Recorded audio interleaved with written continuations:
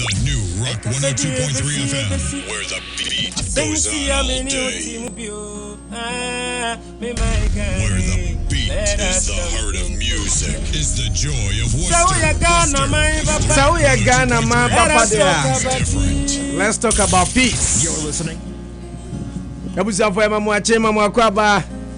This is Rock 102.3, your hottest morning show. It's about to kick in. And we are Ghana Niba. Let's talk about peace. Asemba kupe betimi akofa basa basa edi abaye mai. Ola Cameroon, Africa, Nigeria, Burundi, Rwanda, Kenya and South Africa, Namibia, Libya, Zimbabwe. Obianu masam kakra na kofa wo ene bire wa mairo. Amanfo huna maniesa. Eduru wa na amanyofo nso adwane. We will not see them. They'll be protected and guided. Abusu afọ mama achi mama akwa ba bread sound of penso magudi onsam. Mama nyosem. Abrabo mu nsam, anije nsam. Ni nyina na yeboabo na ebrem on your hottest morning show on Pabosi on Rock. This is your Maropo National. And I'm a system. Baby, I don't hear Ben Abato. I was saying about peace. Okay, we have a lot to talk about. Gabi Frimpong Boatin is already in the building. Nana Sabre so Baba Bekan Homini Abema Kumfante will also be here.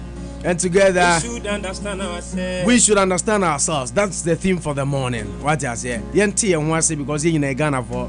We are Santini, we are Ngrani, we are Nkrani, we are Fantini, we are Chimney, we are Koni, we are Ceremony, we are Wania. We can only achieve peace through understanding. Good morning and welcome on board. This is the hottest morning show of Pabosi with the Open National behind the microphone. Can't we live in peace? Why can we not live in peace? Bisabio. Asantini anguneni yenyina yebako ewuradimu ampa asantini anguneni yenyina yebako ewuradimu abusia for and we have a lot to talk about with regards to peace. Now the entire me bonyu mu yenyina ne said ene story ba kwa aba me ra hopa enipa bi pa ya che no edi nsohie pa adware no eti said ye di nsohie now man bathed with hot water for campaigning for Mahama. Now Collect Clotter NPP vice chairman accused of assaulting member Julius Debra unfit to be chief of staff. A group is also saying that Mahama's advert in Daily Guide apt. This is coming from lawyer Obebohin. And of course, don't tag BNI as evil. No men sounds as more debetuja. Now Becca and Abraham Abema Kumfantina and Nasa Brenning, the rest of the team and Opabusu Bremono. Omoka Samba could be a newspaper headline is so a fact. Hopes in Adoye ho ene ye no bekasa e wo dwumadie so na group bi ababonten a omo call on Hopes in Adoye to come out and apologize to the president of the Republic of Ghana. NDC tax trailing me ejako was sesi a waka oya na dwen so be campaigning for NPP no kai ensem bi ya to na ne ne be di ho nkomo. NDC only gave Tema uncompleted mock MP. PPP reduced platform of comedians and have baked graduates. APC Akufado could own 30 houses if he wanted. Ochidako Obakaya and so Baba told you said yes Nanado or that's what papa fee and odi mensa munishi and no one Ochidako said Nanado opa and Kafie Makuma Quadrias 30 houses and opekra and go to me enya. Now EC to release voters register for 2016 elections by Friday. Tinyami Adma Edefia Day and electoral commission so a voters register ede beto aba 2016 no beba bonten and also dan chen so ebekwa akohwe ensem bia apiepie ni nyina no amanyosem ene afisem ene agudi hunsem a ye Abraham ye bekwa agoprama so se de mu nyina munim no na mu na de American say let's understand each other yenti ye ho ase. If you are on the side of party A and I am on the side of party B, let's try to come together and forge unity. That is the only way to go. Yen nyina ye ntumi nkogina bia ye baako se ekoba se megina party A wugina party B na ye twitwa nsekan na ye nyoma ensem fata. It does not bring peace. And all we are talking about this morning and ekwan ye befa so a ye de asomdwe ebeba ye my Ghana mo because we have only one Ghana and no more other Ghana. Ekase wakumro okudie nyadi 102.3 FM. One sports are dewa. If you some news and some Kwana or some direct from Ghana, hey, rock. What's about more? What's up, going Rock 102.3 FM. Table Worcester. Paul Wawamantem. What you come for? Rock. Oh yeah, Ghana niba padia. Let's talk about peace. Abusa for me nkranche sama no pe me de ma wana me de ama no me say ene be peaceful. Try and be peaceful with one another. Yentna say nuanom yente ye ho ase.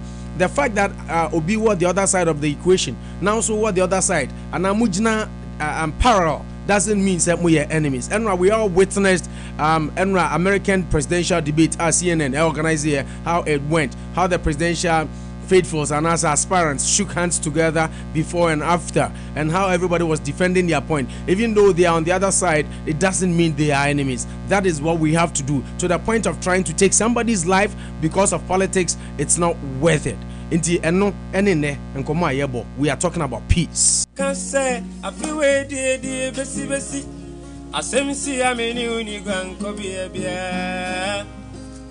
Semsia Biba Manofo Bejani Jai Yama Kasanya de.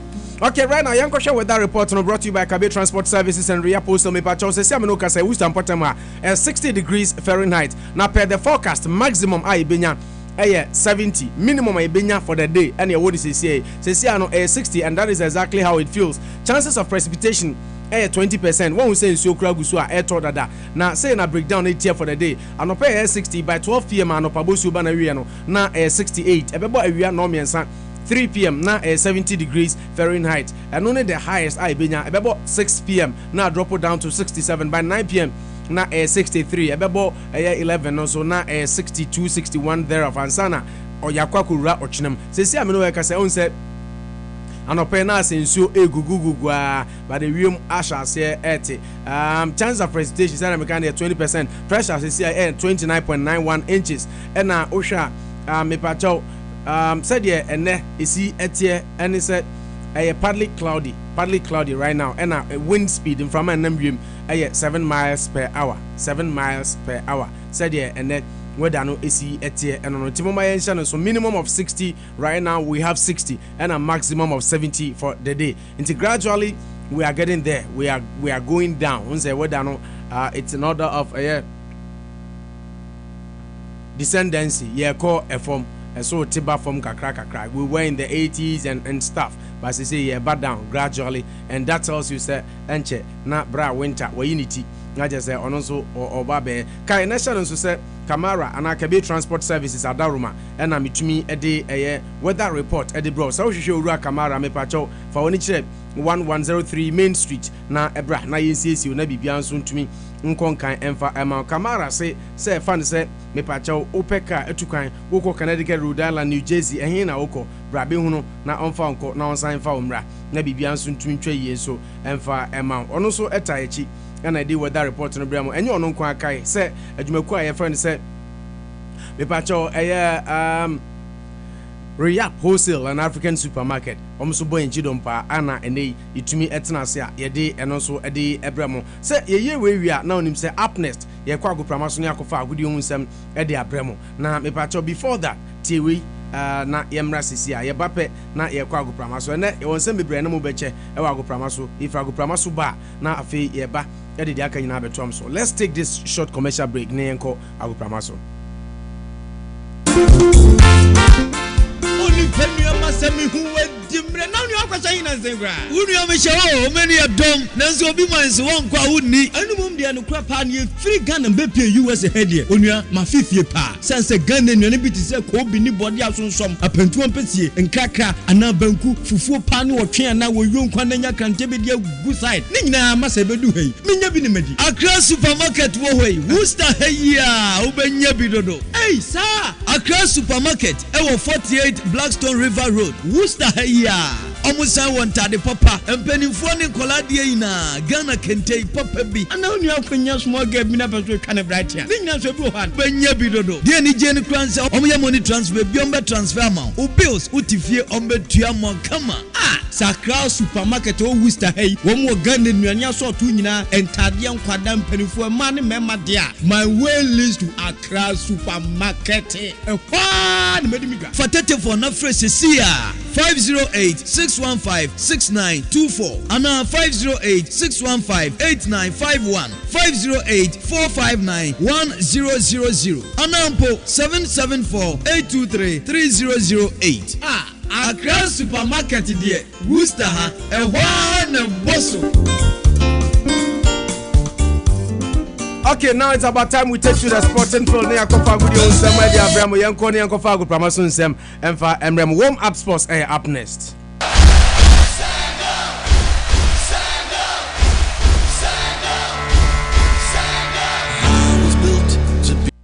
I was built to be the best, number one and nothing less. Abusu for Brasso Sound of Paya, the Gudio Unsem, Abramo Nami Pacho Kai Netiaway, Nehundi and Ekoso.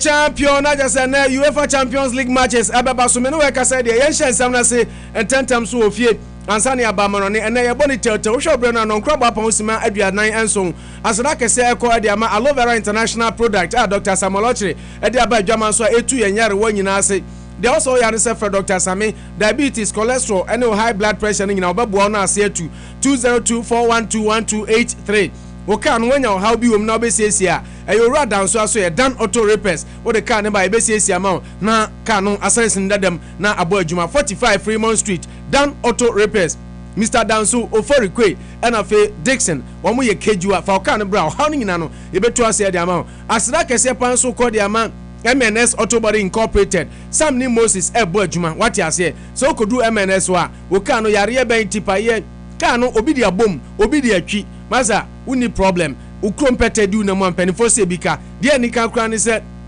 odu kan bedu dan auto ho MNS ho a kan no me pa cho so obi dia bow so una dia bow obi kan mu me pa cho uni problem odi deductible ya de be cho unya na ba bia agi se MNS Auto Body Incorporated odi odu a me pa cho Moses ho Sam ho na Daniel nso bonchem ho bo adwuma keke MNS Auto Body Incorporated wamu ejinambi ana ye de agudi unsam bro kes panso ekodi ama enyuma ko maka Easy Haul on Demand Transit Service ebe ma okafo baby awukobia obenya kafo na odi akwaba sanso ana enyuma ku aka Big Olu Beauty and Barber Hair Salon ono so tai chi dendenden aseda kese so ko ede ama eye Anochi Chrome Restaurant kwaku shoes ebo adwuma e ban se ope Ghana nuane papa ni bia didi a wa wonim se usan eye kwaku shoes ho a aduane de obenya bia to ne moma hwe abehwe agu Anochi Chrome why a heavyweight champion asida kese pan so eko ede ama eye nyumaku a wo maka omuta echi Mwanza Financial say brane ma wadwumanye na yensan and protect ufie na wato ne mawo ade a friend say mortgage protection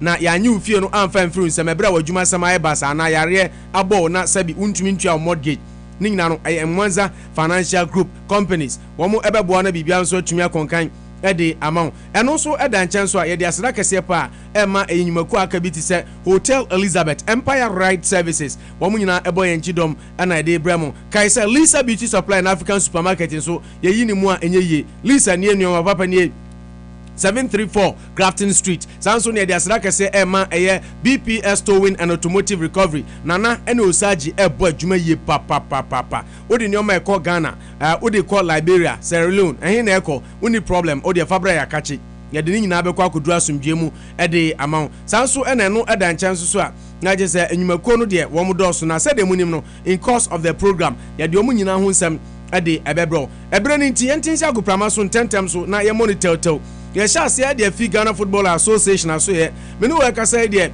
owura friend say Kwesi Nyantakyi mo baka ya na no fi ada na me betu mu anim say aba beto dwa say FIFA a clear ne say obetumi a contest for executive council position e wo FIFA akonya kese no so obeka Africa ye was slot bia I was say ye deko na no na the communications director of the Ghana Football Association owura friend said Ibrahim Sani Dara e de aba beto dwa say wo hwe nipa wo mo contest for sa FIFA executive council position na opani e friend said Kwesi Nyantakyi oba Ghana ye yagudie hu nsam ono na da no as president no were favorite by far kra so betumi adi nkunim o chese o hwe other 5 candidates na omo contest for 2 slots na Kwesi Nyantakyi dem bafua tinye nwanwa kra se ono obetumi adi nkunim me no work say CAF omo first vice president I friend say Suketu Patel ono officer Shields or pull out of the race earlier this week as say aka second vice president Openi friend say Alami Kabele Kamara onu fi Guinea CAF executive committee member ba ko friend say Ahmed onu fi Madagascar na Niger enso FA wo mu chief FA boss and as president I friend say Hamidu Jibrila na fa Senegal so abrant friend say Austin Senghor wo mu na ni owura friend say Kwesi Nyantakyi compete now despite the huge competition Ibrahim Sani Dara in an interview with Class FM and on D2 said I will say if people were to be making polls, they will probably say Kwesi is leading the polls. He has campaigned very well. He has watched the signs perfectly with the elders not only in football in Africa but in the world. From the information we are having, he is likely to coast a handsome victory. Wey NSMA was sanka Ghana America and anka ya polls Kambosa Kwesi Nyantakyi or far ahead of other candidates.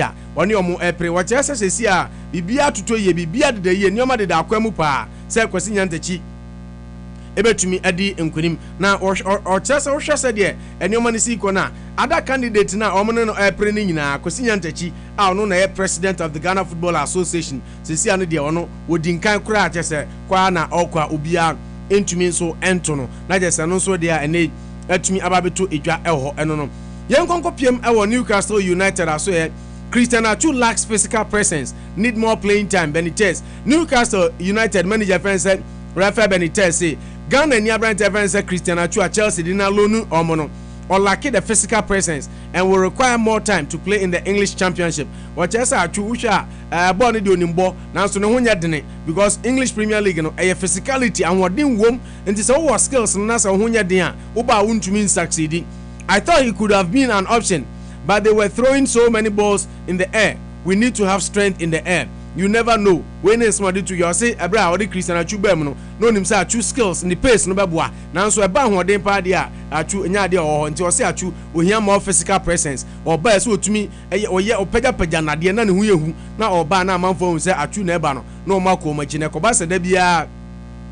Defenders FO easy Sadia, a behagini. Yenfree and also not Yenko ewo House of Folk captain a friend say Rubinyani so aso ye me no work say the Accra House of Folk board member opani a friend say Frank Nelson e de ababe to said Pempen was in the pain o me gina ba bi ntwantro no credit da ho na waka as captain a friend say Rubinyani e de request ababe to o manim say opesenka team a friend say House no ojai na emom o me no akasa say kwan bia so say ayade a omuhia no what say sabra branten de request no buy no na ye abufuo bre o temo ne say time of anger enu nti ena ma o de ba say in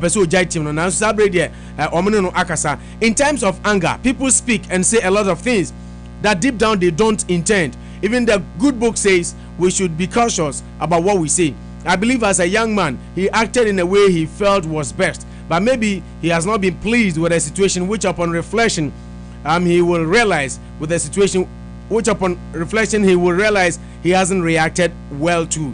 Wey NSMA Frank Nelson was say bi atoda nipa de unsa niema bi koso wabra bom na hwe ne ntwa yi a ehwo abufo ma atumi ade bi a in the normal sense no nka wonye eno bi pepepe na Rubinyani oyeye na so onde warehiem pa say kwan bi aso abrante friend say Rubinyani obekoso lead House of Folk next season ama bibian so atumi akonkan Ghana player baako for the past 2 years bra any need DSA na Ghana fo nyina ebom pa eta na chi se obetumi aye fit essence oye fit na obo ball a oboa Ghana Black Stars ye pa any abrante friend said Kojo Asamoah. Now Ghana Black Stars assistant coach I friend say Marcel Kunadu edin sembi ababetudwa na nasma oka and he said he is empathizing with a crocked Juventus midfielder Kojo Asamoah who is out for 6 weeks. Obaka Kojo Asamoah he has undergone surgery to correct a sprained muscle in his right knee.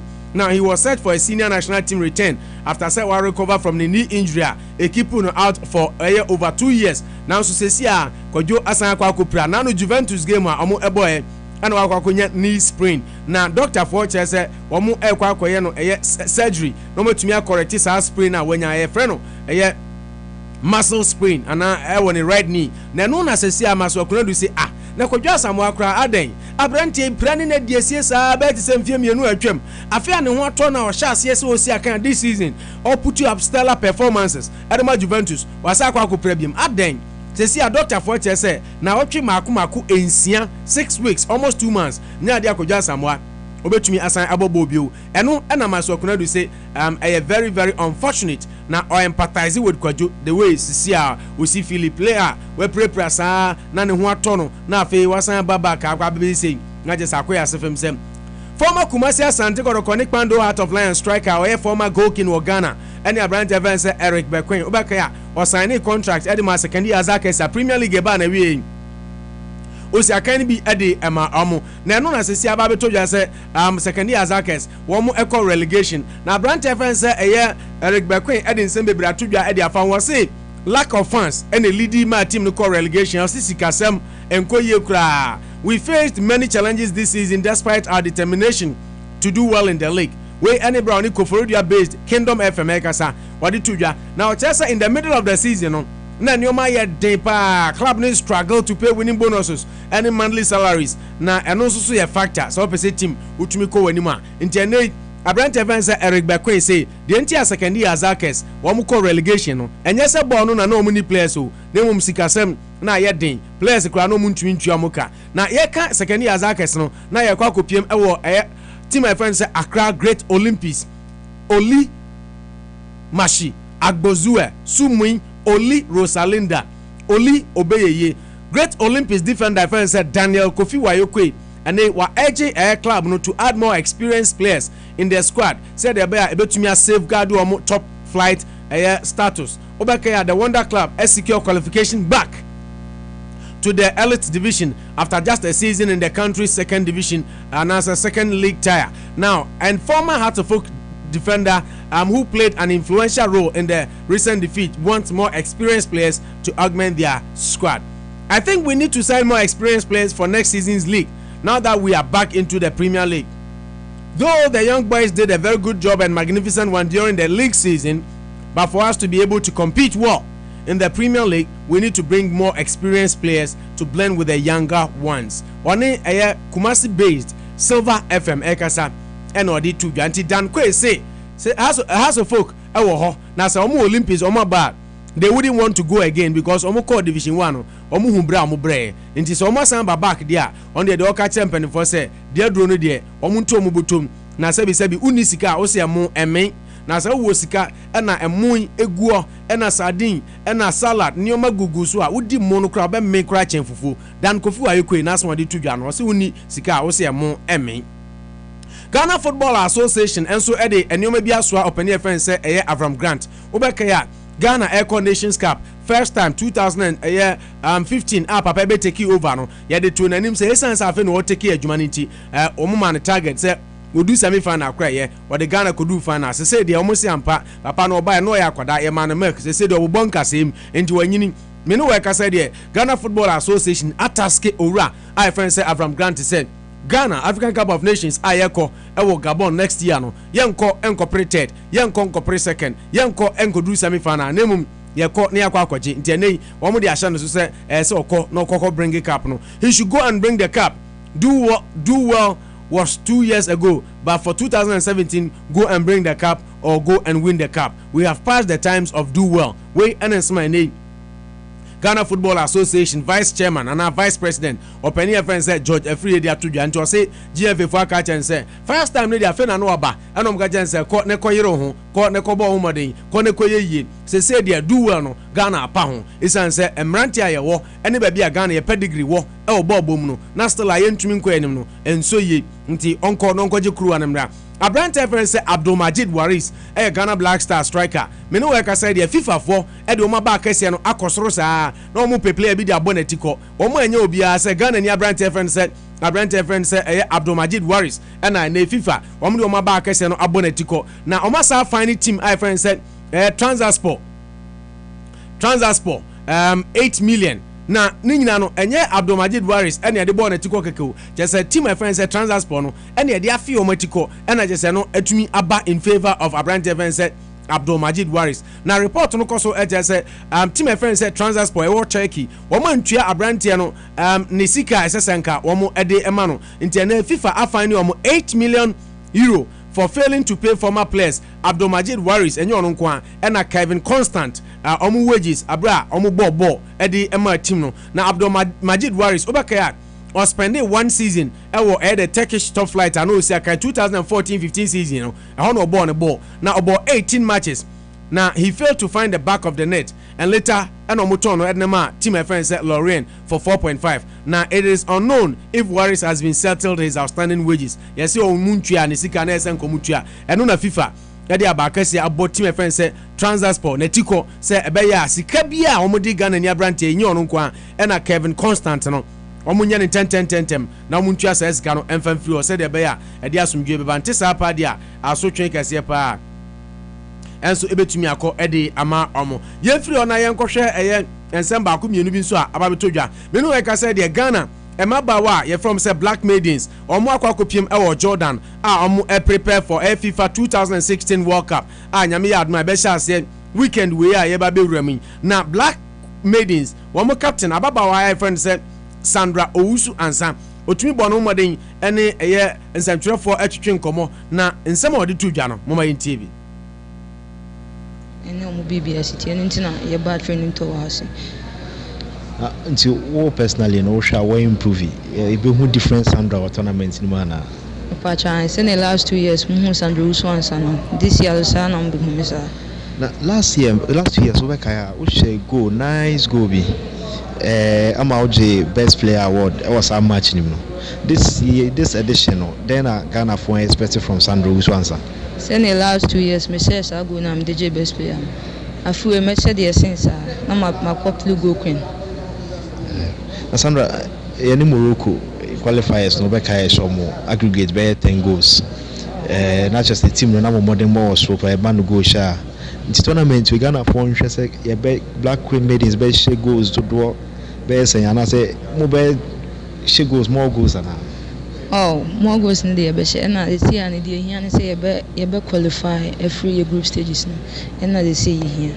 and na goals no say na qualify say boss and you say be share some of my gun only a top striker na o hwe mu training e ba team ni ma ye ka mo nan anu short pa o ka ho bi o target to win the target ne say World Cup ya ba ye target ne say ba G Cup no akọ sempo ye ntimi G Cup na first second third dey ye beji am my gun okay where your Black Maidens captain and o did some way to nyame adma weekend we are and a tournament in the chance here Ghana League a man for kase ekonanim Abrante ba kwa oka Ghana ball party a waji din pa mrebi atwam ene ye goaler Tony ye boa me no work say wadi nsembebre atudwa e dia fa eye Ghana ball ho na Tony ye boa e kasa de for the state of Ghana football ho no wose wote ase se kwasinya ntachi na administration nyoma bi ho a oya ntwaye na Tony ye boa so kasa for standard of the Ghana Premier League and also Kasa the entire Gola FC is not in the system. Now Honorable Nilante Van der Poel we can say ade efano yenti ano enwie na yenti ensemu Anthony Yabua ekan international because we ni pedi a so or honest or kind of the oba o kenyina ne de we ye nyina no me who mistake de o chese wo kan she said nipa won padi ni yem kwa na be wo be challenge because anyone who yin nyina so international watch ya the o ye nyina no o pro man ni ye Tony gina ho wo si Nilante Van der Poel why den honest international also why den to honest international because we ni pedi a so or honest or kind of the oba o kenyina ne de we ye nyina no me who mistake de o chese wo kan She said nipa won party ni yimkwa na be over challenge. Because nipa wo yin nyina so matnational watch la. The wo yin nyina no. Ope oman ni ye, ope blaster ni ye. And some of the two players, no so na players peska. Ope so yi sa na me nyina firi ho. But me ntia se je blame no. Me dey na kasa me support na me penalty. We ayansama Tony ye boa ye gola. E dey atudwa. O se he Nilante Van Der Poel Ghana for nyina yi ma me dey me filu keke me tawachi me supporto. Me yada too much. O kan okra. Anokra so dey o kai wo binom. O mo mpe.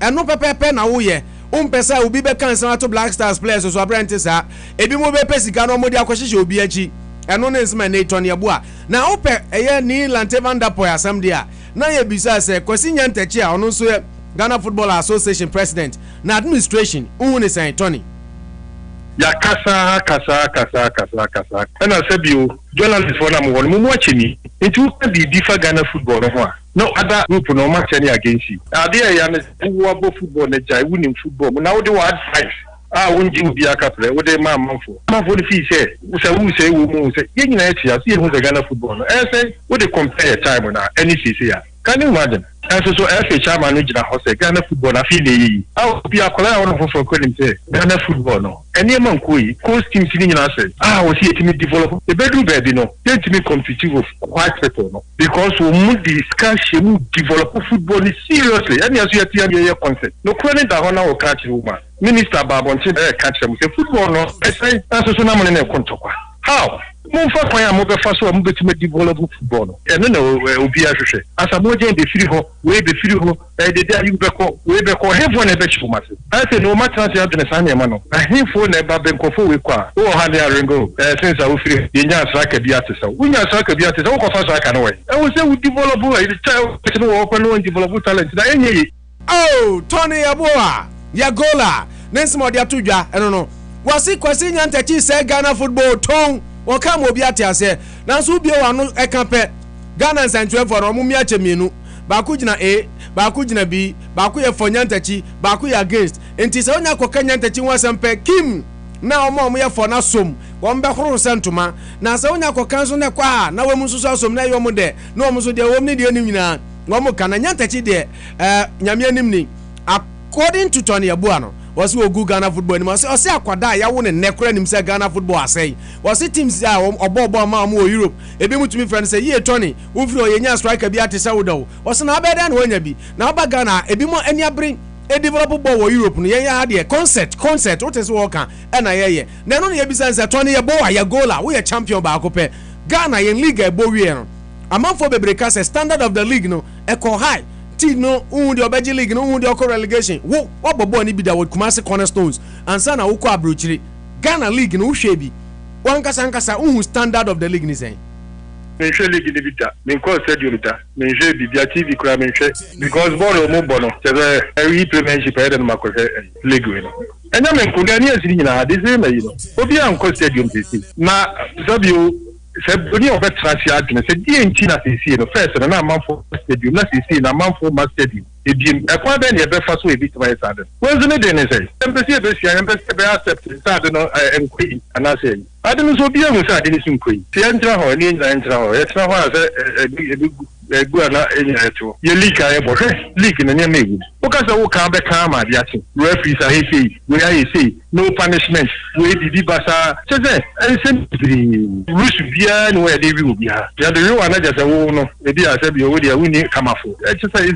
very very bad every match ni eba radio so ka se obi mo ska je na koye fair officiating asin what be that it's unbelievable there's something on ground here I will league we better na Tony Yeboah ya gola na league we better na ye we pacho we ene sama Tony Yeboah e de atudwa say Ghana Premier League no yetumi ka kira referee say bi ma bra boaje ni mumu kwa di ni fair na wa onya jiska ni how can you be fair we better na league ayeye we ene sama Tony Yeboah ya gola edi etu edwa aha ye rock 102.3 no paboso so na we pacho bra jumadi a wutie segment we ye fra no warm up sports ye ma okika ho tutumirika na ode warm up said ye be ya woni ba no bibia nso be koye etumi ede amount na ye fria no so na ye nkohwe enen sam no doso ba time ni so na ye nhwe anwumere me de akam bia ede bebra mo ye nkonkohwe eye amanone nsam kakra nyame ya adoma ene said the hotel dwom no UEFA Champions League matches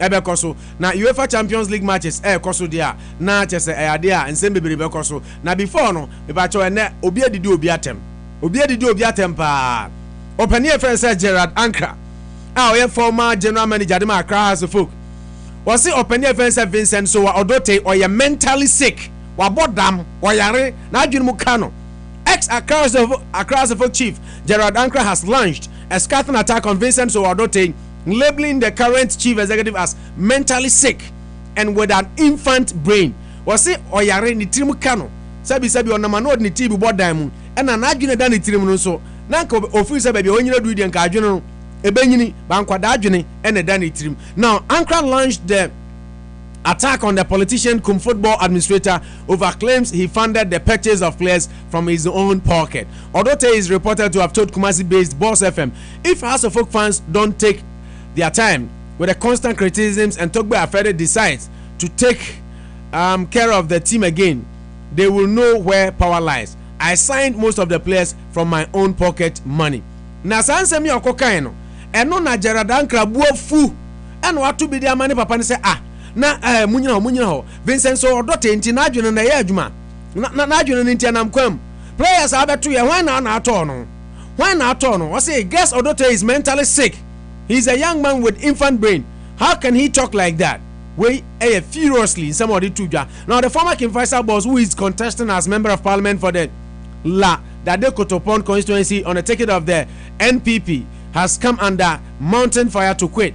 The club supporters have accused him of masterminding the side's failure to clinch the Ghana Premier League. The fans claim, amongst others, that he masterminded the exit of Japanese trainer Kenichi Ashuashi, an unpopular move many believe accounted for their downward spiral. Tiene openia fans Vincent so odote Gerard Ankra tutu bia manano wasi papa no wanyini ba na adwene da ne tirim yankwala adwene na ne tiri ankasa bom te se pe yemfiri ano so na yenkonkɔhwɛ ɛyɛ sɛdeɛ ɛyɛ amanone nsam no so ebesi akɔ ɛde afa aha yɛ rock 102.3 mene wɔ kasa deɛ ɛyɛ ade a football rumors and gossip bebree aba yɛde ho nsɛm ɛde ɛbɛbrɛm na mahu sɛdeɛ ɛno so esi ɛkɔ ɛde ɛfa ɛno da nkyɛn so a yɛbɛkɔ akɔhwɛ UEFA Champions League matches a ɛnɛ ɛkɔ so na rumors no mepakyɛw Jose Mourinho ɛne Ryan Giggs ho nsɛm wɔ ha Abrante Evans say Isco Real Madrid player. There's a teams bebre any abria obi e penato no. Louis van Gaal enso ho nsɛm wɔ ha.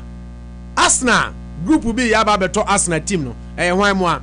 Ɛno nso yɛde ho nsɛm ɛde bro. But before we do that me pacho yɛn konkɔhwɛ UEFA Champions League matches. Nyame yɛ adoma ɛnɛ ɛbɛtumi akɔ so. Hyɛ no so sɛ group matches no ɛnɛ ɛkɔ so. Na say ɛna fixtures no besi akɔ yansa na yɛde rumors and gossip no so Eddie Ababetua Muso and teams bebre ejina kono obi ani abre se ekwan bia so second match de wan yere ho a na odi nkugu a nkoye mo ba ka Tottenham Hotspur am first match wo mo tena fie elusui ene wo mo kɔ abonten wo mo team friends CSKA Moscow na de ekofe so so na Dinamo Zagreb wo mo Juventus team I friends Borussia Dortmund wo mo Real Madrid. What a game that is going to be.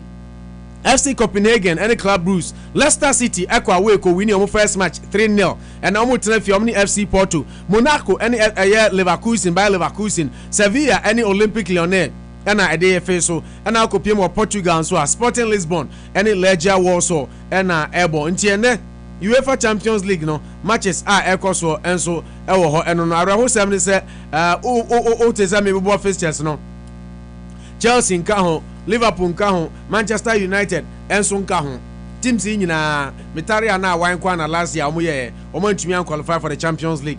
Manchester United, Chelsea and Albion, Queen's Park Rangers, Cardiff and Derby, Huddersfield and Rotterdam, Ipswich Town, Brighton and Nottingham Forest and Fulham and Wigan Athletic and so any Wolverhampton Wanderers. And so any Premier League matches in the anchor so name way a championship a step lower the Premier League any games I cost in TNA Jordan you will be definitely in action not just and also at the end no now here can UEFA Champions League matches I beba so and then no nipacho coaches ni bebre akasa Tottenham for asoma de abetudwa and say sia no ekwan bia so e wo se wo mutumi ebom mode na ne wo mutumi kokoshe CSKA Moscow Mauricio Pochettino say some person revival or European ambitions there they have no excuse than to win away today. And also, name Ababeto Edwa. Swansea City for Epe US coach. I friend say Bradley Ubaka Papa Okochi US national team baby Ghana be shani bi ane ehye no Oko Egypt ahonse koshia no.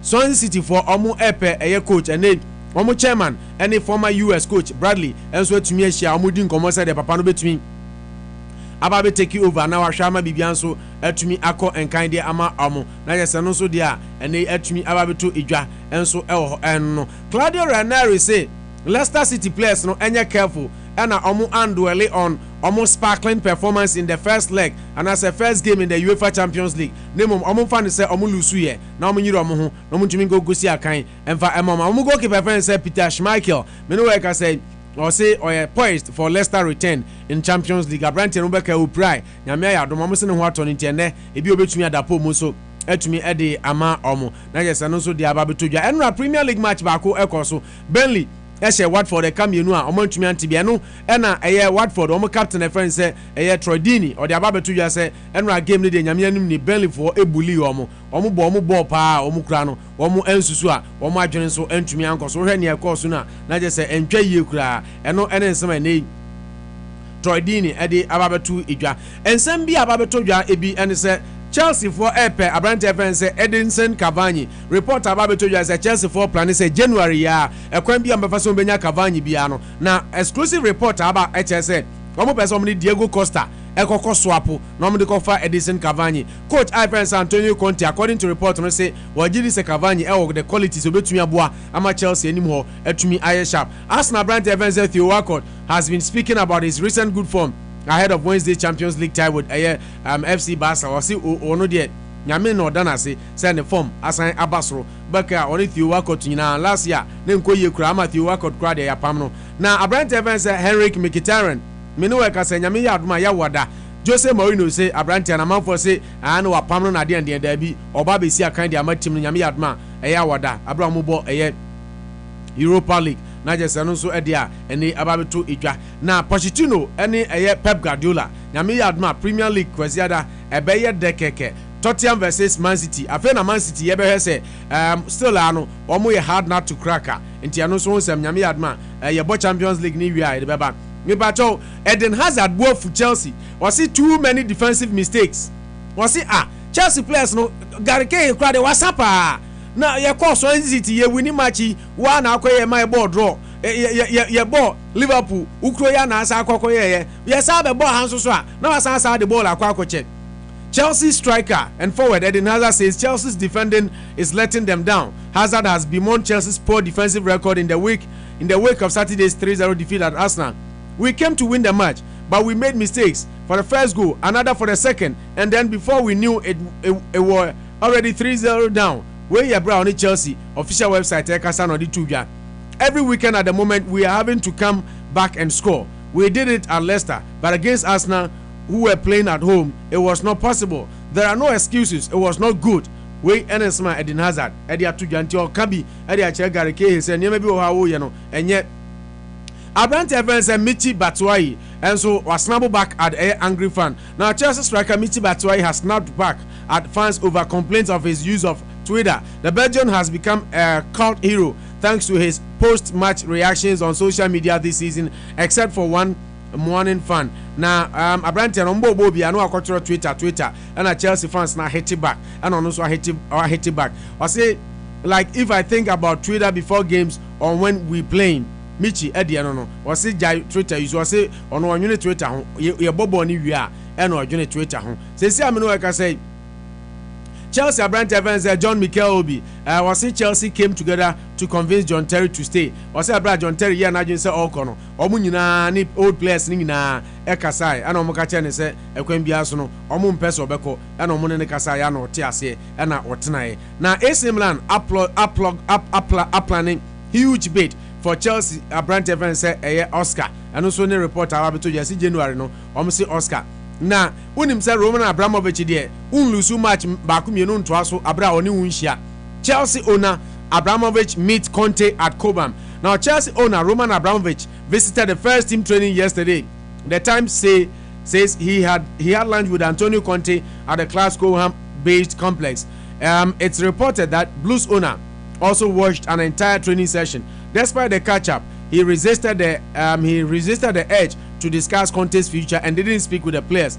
Abramovich has sympathy with the Italian after the club struggled to land their favorite transfer targets over the summer. Tianoso Enesomene Ababeto Janti Chelsea owner Roman Abramovich osinya dia papa a friend say Antonio Conte oba be na DCCA na je se no so ade no na papa a friend say Sam Allardyce nso ye di England adwuma no ma no enche e na je se ofa bro nya ho abobon kasem ode ni position akwaji contract bi say o meboa mo break FA rules na mo ayese e na leaky £400,000 sterling deal a papa na akwaji so obekọ eye Asian potem ho no akoye education no akoka ball ho asem no assign any consultant bi akasa kirom say obekire mo kwan a ombefa so betumi play around the FA rules and na nyina aba betodwa eno na sesi aba betodwa say English FA no pese omo yi Sam Allardyce edi nanso enei Arsenal manager friends Arsene Wenger say osre English FA no say asemba say ya na mo atomo bu ase na mo ahwehwem kakra na mo fitin ya mo simu koyi obi adidi a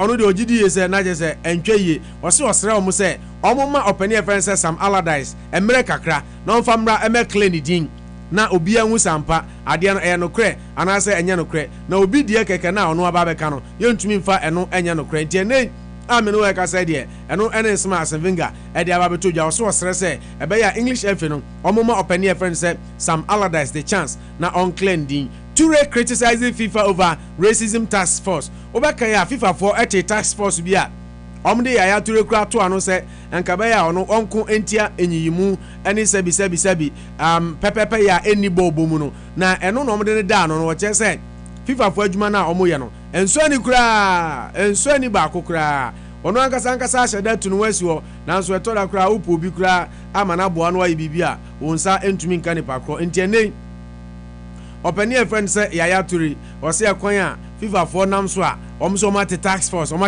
no e bogus enshada emfa so bi ama yenhwe ensem ba ko mienu bi na fe yemfa agudi ho nsem nyina emra no awie ye sesi amene we ka say de nia etie ene say Chelsea owner Roman Abramovich is prepared to bankroll an overhaul of the club squad if the players fail to convince manager Antonio Conte they can compete for major trophies. Said the Medica Kano. Yes, one Antonio Conte share nwa. Na we ye ko wakra friend Daily Telegraph. And also no awonu mu anu akopie ho. Na nsema Abramovich dia tudwa. Na ode to Antonio Conte ni mu say waka che ne say Chelsea players ni ntumi mu anu a ono ompam ne nempam ne kina. Na kwan bia so players bia say ono oto na ode esesa Chelsea squad ni nyina no. Say opeso esesa ni nyina ma no kra obesesa no. Now, according to Daily Mirror, yes, Chelsea for be making £25 million sterling for Burnley defender Michael Keane. Omoko pay Michael Keane. And so atono, and also any assemble Friday etumi ababeto idwa, and so ewa ha. Now, ufri Michael Keane hodia na ene the tier and is Antonio Conte, yes, January, okwa pay Tottenham, omu fullback I friend Ben Davis. And so atono na se Tottenham Everton omu play ama Chelsea no so asamfo for na je se no so dia no Swansea City coach I friend say Francesco Guidolin said the mecano he's on the brink of being sacked and could leave Liberty Stadium by the end of the week. Somebody got catch said Sisiano abe clear say openia friend say Bradley America for omu coach no coach national team Ghana shian baby ani ahia no ono na se say adwuma no most likely say omu ede ebema no na je se no so dia ababeto edwa ewo ho eno nti se say dia eyaye bibia wo ho ede ama Francesco Guidolin o yelusu ne position ene na adwuma ekura na wodidi ho nkakra na so obe ne den na je se no so Man City captain Vincent Kompany ebe attended Barcelona hospital with midfield teammate FNZ Kevin De Bruyne as he fights to revive his career following a spate of muscle injuries. Mbaki asisiano company we prache tisiano omu se omu de ne air Barcelona one Kevin De Bruyne no makwa akosa omu yare ho. Pep Guardiola say specialist bi ho a oba no modern. Manchester United open FNZ one matter ne ofi Chelsea kopie mo ho wadi mfia duonu nwotwe wonya akwada oye pani pa me no we ka say de o se one Jose Mourinho hold talks over a new contract now are desperate to stay at the club until the Spain international has 2 years left on his current £130,000 sterling week deal. Tony Mourinho akasa for contract extension. Is it the Mourinho ono akasa unzampa say utumi ema abrante friend say one matter new contract because ball a obo sesi ano eso ani ye pa ti say Morino also be man one matter new contract na just no so dia ababeto edwa enso ewo ho eno no abusuafo ebra no eko aha ena ebra be makwan ama mede agudi hu nsem nyina asi said ya mekan no de aka mu bia no anwumre hia de ebebra mo UEFA Champions League matches ekoso ene ampaya edwa ebeye bomfrete na media menka so na ye twen de ebekoso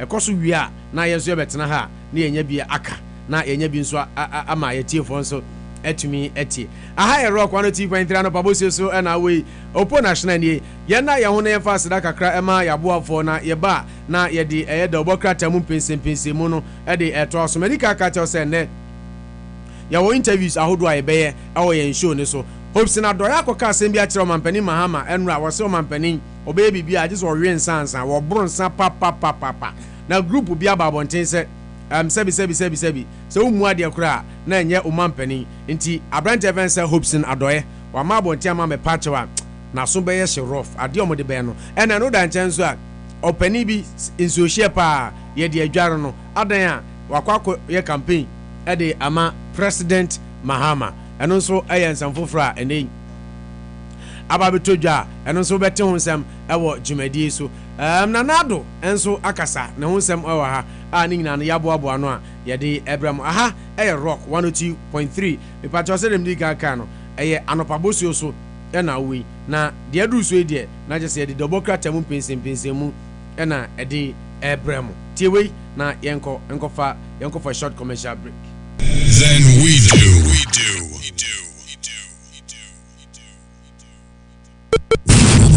Rock FM, the engine of Worcester. You're listening to the new Rock 102.3 FM, where the beat goes on all day. Where the beat is the heart of music, is the joy of Worcester. Rock 102.3 sounds different. You're listening to the new Rock 102.3 FM. Rockin' baby, it's the 102.3 FM. Rock 102.3 FM. When sports are dewa. If you some news and some kwana or some direct from Ghana, hey, Rock, what's about more? What's up, gong? Rock 102.3 FM. Hot table, Worcester. Paul Wawamantem, watching the camp for Annie Rock 102.3 FM. Muba Yanche, Nancy dear Muye dear, a month for home po. At to Rock 102.3 FM. What's you me, yo, Ghana? I saw radio, Anna. I Rock 102.3. And I want to rock. Rock 102.3 FM. Rock 102.3. Osimupul wa Worcester.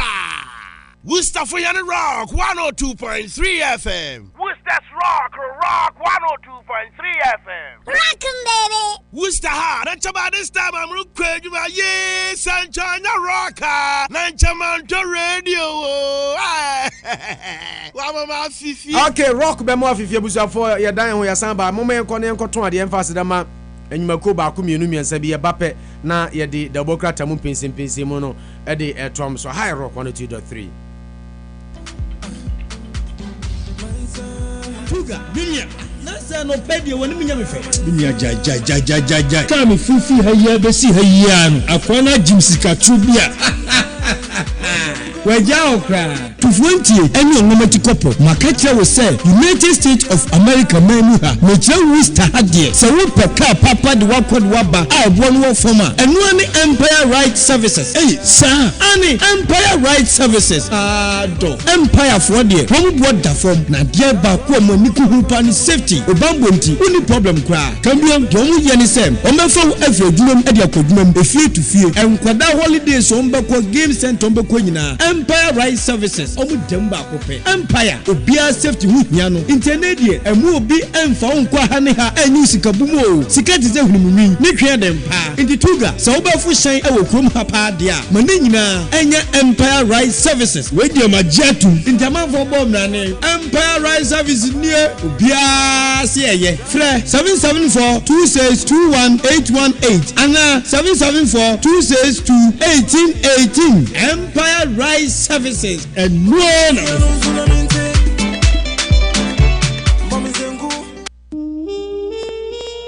Hello, Abu Boga. Jack me te won ka che. Abroche boko de. Oh, bibia boko e London. Mother she said the Ghana here don't be bro. What the bancha? Tuga, Bilia. Na say no pedi won. Woni venue mi hu aje. Ai, pedo dem. Master say si ade me ye champion ba ko pe. So who about the sia? Car me driving. I knew. Jack, check my engine sound. We done auto repairs. Me to okay, wow. Then be check engine that's so. Just say, for so car in the fact done auto repairs. Now obey me na e amount. Say your accident car. And now say, o car na moa. O pe obi obe street na any kama. Now boss robert. And run it down auto repairs. Down auto repairs say, so over car at your pop me jane now so. And now a ye be a worker hono. You burn your po at the amount. Down auto repairs. So over down auto repairs at your choir from our 508-335-2667 and now 508-615-5390. When a child comes to our 45 Fremont Street, Worcester, MA 01603. Down auto repairs. We are a junior. Hello, baby. Man for move here. Yemra. Me friend one na nyabone. BPS company say me mo bianca is a fitting airplane. So we personally use and a brand new car bra BPS. Woma bin e wa shemu papa. Enti na na tia me. Wo se me peka am no soko ato a. Menya bi wo BPS company limited. Woni how BPS company. Tell show bo. Say about shipping and handling from US to Ghana. Wa bi mi seja. Wa mo nyoma so bo from affordable clearing at port. Anything woni how cry. Nana Chiami, ain't a pedet shade. Mikali and one Zamanina to tweet. Me per new spare parts. BPS Company Limited. We've been a beer mama. BPS, our car parts, Papa Beer, we here. Naminsua, me pe be at the aqua African countries. I would was also BPS Company. One by me Dania. And until a BPS Company say about towing and automatic recovery. On my beamono, I be memo by beer BPS. And find your man call. What the no man super doer. Who to me say yes. Normally in that day, loading of containers and so wa bimu pa. Na dia dane say e bonu go from. Sawu wa Ghana. Now pesa BPS ato car. Fia broche de brewa. Woni problem bia. Wa ba yama dodo. BPS eji akwanya rehena or 105 Fremont Street, Worcester, MA 01603. Fre 508-410-1527 and 508-873-6674. Nekwakwa 508-755-3313. Email address bpstorerecovery@outlook.com. BPS Company. Nukremu nukrenie. Moya pabene.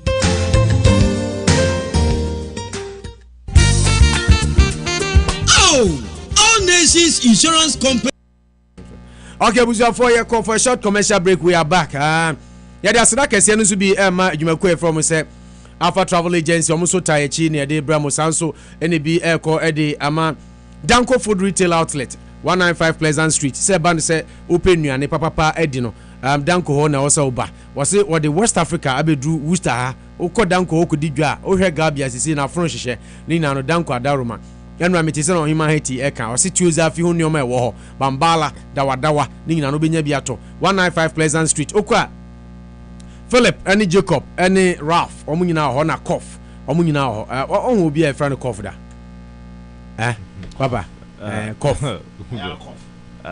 emze ni nuane ayar cough no papa na de to na say ho na to no say now send danko bano no na danko obeto ne body cough ne guy ne makofa no say friend cough okoyi no wahini okoyi convent no wahini convent na de to no ofobia to the we idea we are seeing na cough no wakwa Gabi kwa guy name e den na Gabi dey say guy name. Say Gabi. Ebe say Gabi ni dey odin.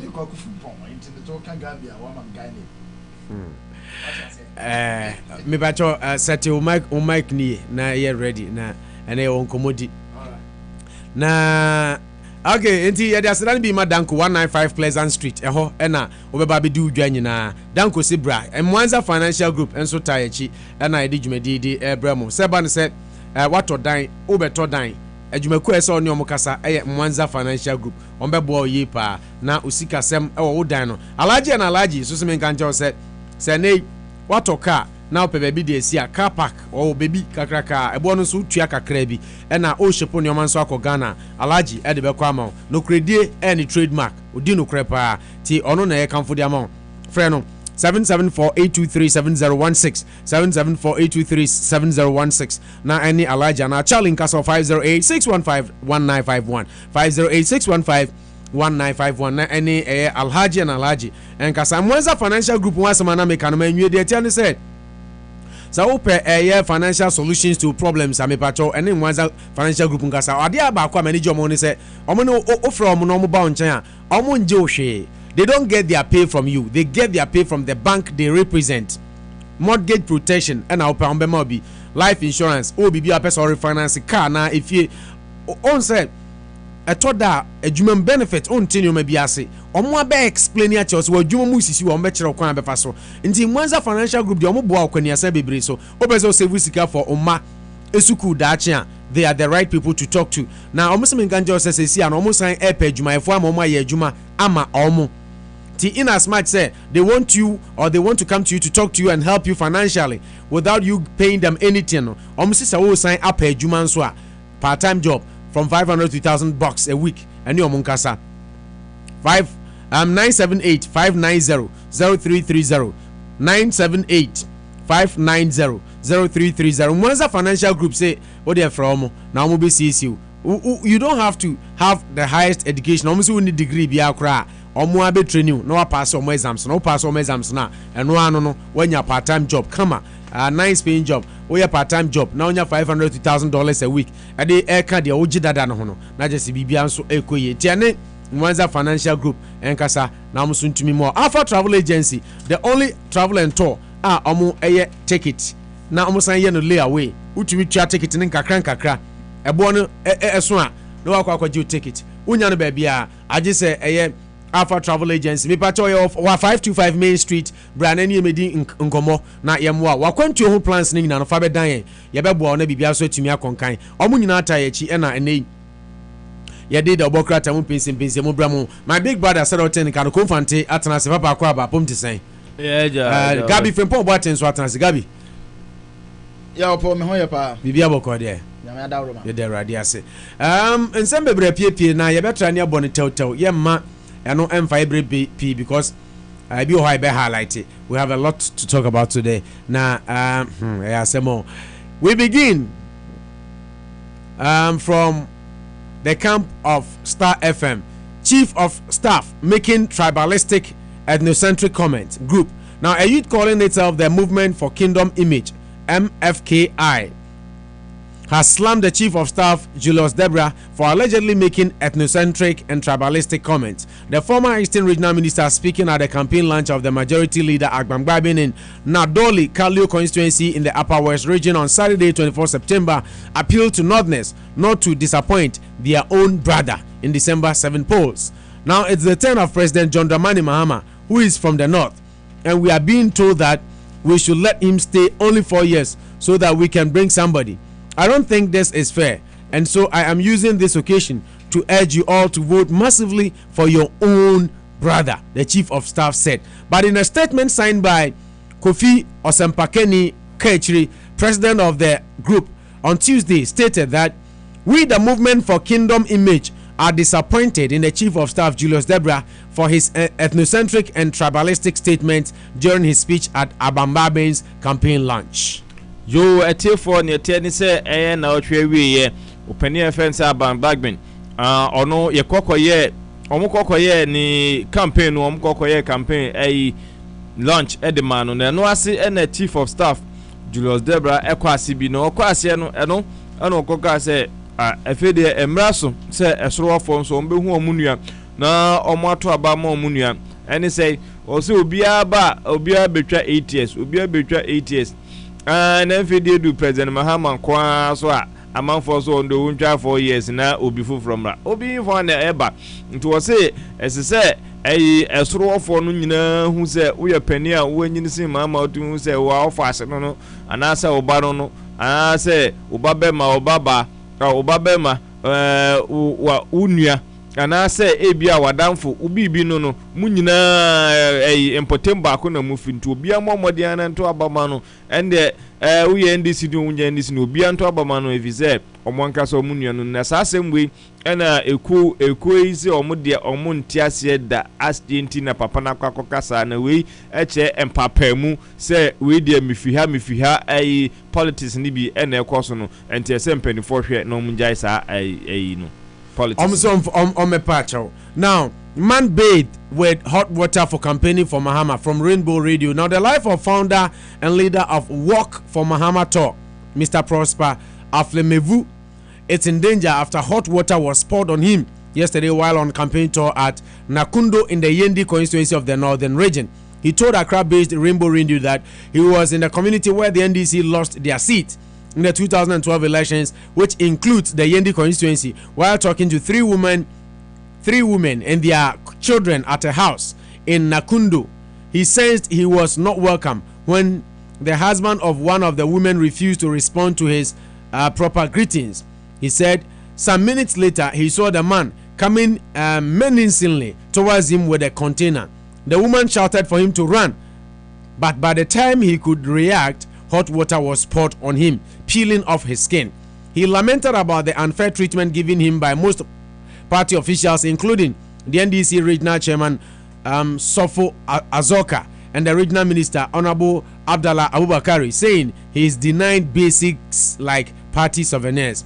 The work for Mahama Tour began earlier this year when he walked from Tamale in the northern region to Kintampo in Brown Harbour region, and now walking from constituency to constituency in the northern region to canvass for votes for President John Dramani Mahama and the NDC.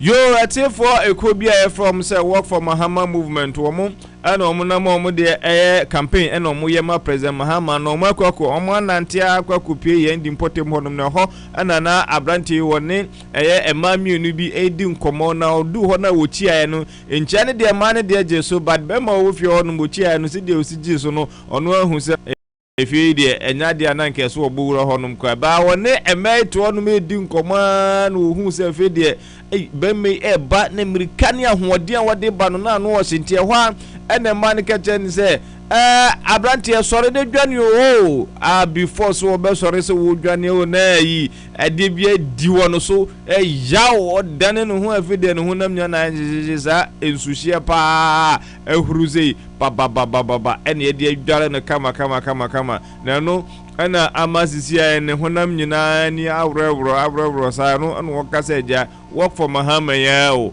okwa woke akoya campaign e de ama President Mahama ene no ana ama ayi enoma ankonko weni ya di nsohyi adware no amasisia ne honam ni nyina awrewro e wo honom e wo yendi mpotem no mo kira sa mpotem honom no constituency e wo honom no omulusu ni nyina last election no enti na chese honom de amanfo empe honom omanim ahwe kra ti ahwe nsohyi agu no so was in skin eye peel na onza uja part bi o story ni mo say NDC for kra o ye campaign amom no regional minister any party regional chairman kwan so deny no certain basics and you be to say party paraphernalia and it's of a nest cry some of the man on until to me no we kura na wonchiche ahwe kura mpo de yedware wonsuoshi na de okoche bibia. Okay, from Rainbow Radio, NDC apologizes to NPP over Nanado's coffin. National Vice Chair of the governing NDC, Madam Anita Disoso, has on behalf of the party apologized to the presidential candidate of the NPP, Nana Addo Dankwa Akufo-Addo, over the use of a coffin at their manifesto launch to mock him. Some supporters of the NDC at their manifesto launch, which was held in Sunyani Coronation Park, were seen carrying a coffin bearing the posters of Nana Addo. The action was widely criticized by the clergy, general public, and other individuals. Director of Elections for the NPP, Martin Ejia Kosan, lambasted the NDC and cursed the party, saying that if what was done was to call for the death of the former Attorney General, then members of the Umbrella family would die in their numbers. Deputy General Secretary of the NDC, Koku Ayidoho, described the act as political amusement. He said, "This is done in all political parties, hence it's not a big deal." Madam Otiko Ifisa Jaba, National Women's Organizer of the NPP, also described the act as spiritual and stated that the NDC purposely planned it to bury Nana Addo spiritually. But speaking to Kwame Tutu on Frontline Tuesday morning, Madam Anita Disoso debunked the claims but apologized for the act. She described it as unfortunate and bad, adding that it should not be encouraged again. Yo ete for netie ni se mbakaya NDC for manifesto launch na se no no bi kusi wo honom na amanfo bi no so furu daka na na dodan kwa ne pictures bobo ho no na mamia efe se Anita Disoso oko Rainbow Radio na mudi nkomo no obisa nse na sanse mu yo no hu ni se na oso ade bia enya de papa kra na nya no kwan so kra no se nka bibisa ekokusi ento onde o de achopa kese pa ma na dodan kwa Kufuado bise emrante na yes ade no na nkense se omo yes ade no ntese se omo bo omo ka kira manfo se ade no ehu hia wo your politics na we opani afense Koku Ayidoho de oso we de asresem wo politics nti we de onwe ya na ase amanyose mu no wenu ye asresem kakra bi a ohu anaja no asre kakra na onso wani age kakra ja ubu afu a na abufo no ateko Koku wo so a no ka tumi ma Koku kura tumi ko eno ene nia Koku Ayidoho de o kan Kofi Adams kura de o sisa no ma we de si wo party bia bimbi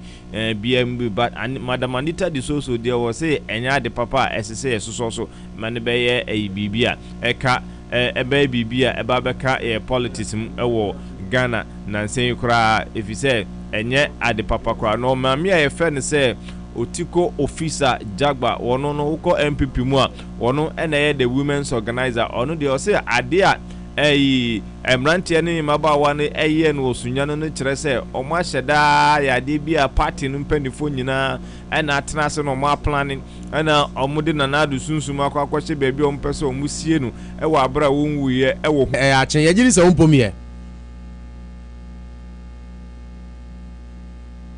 Hello Anita.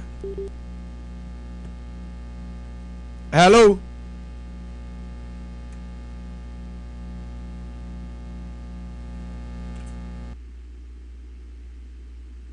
Okay, Papa, you know, back line so I never to na yeah bisano 1 or 2 questions. Now this story is coming from City FM Online. Ghanaians are afraid to invest in bad economy. This is coming from Nana Addo. Now, the flag bearer of the opposition NPP, Nana Addo Dankwa Akufo-Addo, has said a lot of Ghanaian and foreign investors are afraid to invest in Ghana because of what he describes as the unfriendly business environment. Quote, "We don't have good policies that will attract money into the economy, that will bring investment into Ghana. Ghanaians who have money today, they are hiding it because business environment is not good for them." For Nana Addo Dankwa Akufo-Addo ene kase na nasema woka nyina ne se Ghana sisi Ghana economy ne IBB a ewo hono ma che se enhyeda enkoye atete apansam ena ewo hono ntia akoba ne se Ghana fo mpanifo omo sika ewo omo nsem na omo pese omo ye investment no obi am pese obeye because economy no nkoye ukokoye investment awanhwe ya na osika akwakwahe enti saa obi a ede ne sika akwakwahe dem ana omo bo ho ban se de ebe ya enfo omo mfa nkwahye bibi mma no nkonkwahye enti Nana Addo kiremu a nti a ama investment enkoso wo Ghana atete akofom saa no ni nyina ne se economy no enkoyie enti amanfo asika wo omo nso mo pese omo ye investment no omo nyina bomodia omo investment ni omo abomodia ede omo sika nyina kogu dem ana omo twen se eno ma bekoyie ansana omo ye investment no omo ye enti saa enetie ohonum nti Nana ekyeremu a sidia ade na akwakoye ne de amanfo wo sika de bato mu disika nyina akwakohye dem akopem se enoma bekoyie emu se economy ne ekoyie ansa. Okay, mama se benya Anita Otemenga. Hello. Okay, my interest benya Anita ne na di nkomo ewa ha. Hello Anita. Mbacho afede la no teme nka kakra. Se say dey e we dey anope ya newspaper review segment na story ba kwa beda ye pono so ene say moko launch mo manifesto ewo eye sunwan incident ekosi ya NDC supporters bi di nanado funudaka ne ade hu nsem bebre aba ma nipa bebre akasa anope ye nya ntie say on behalf of the NDC waba bonten aba be pa NPP acho no kre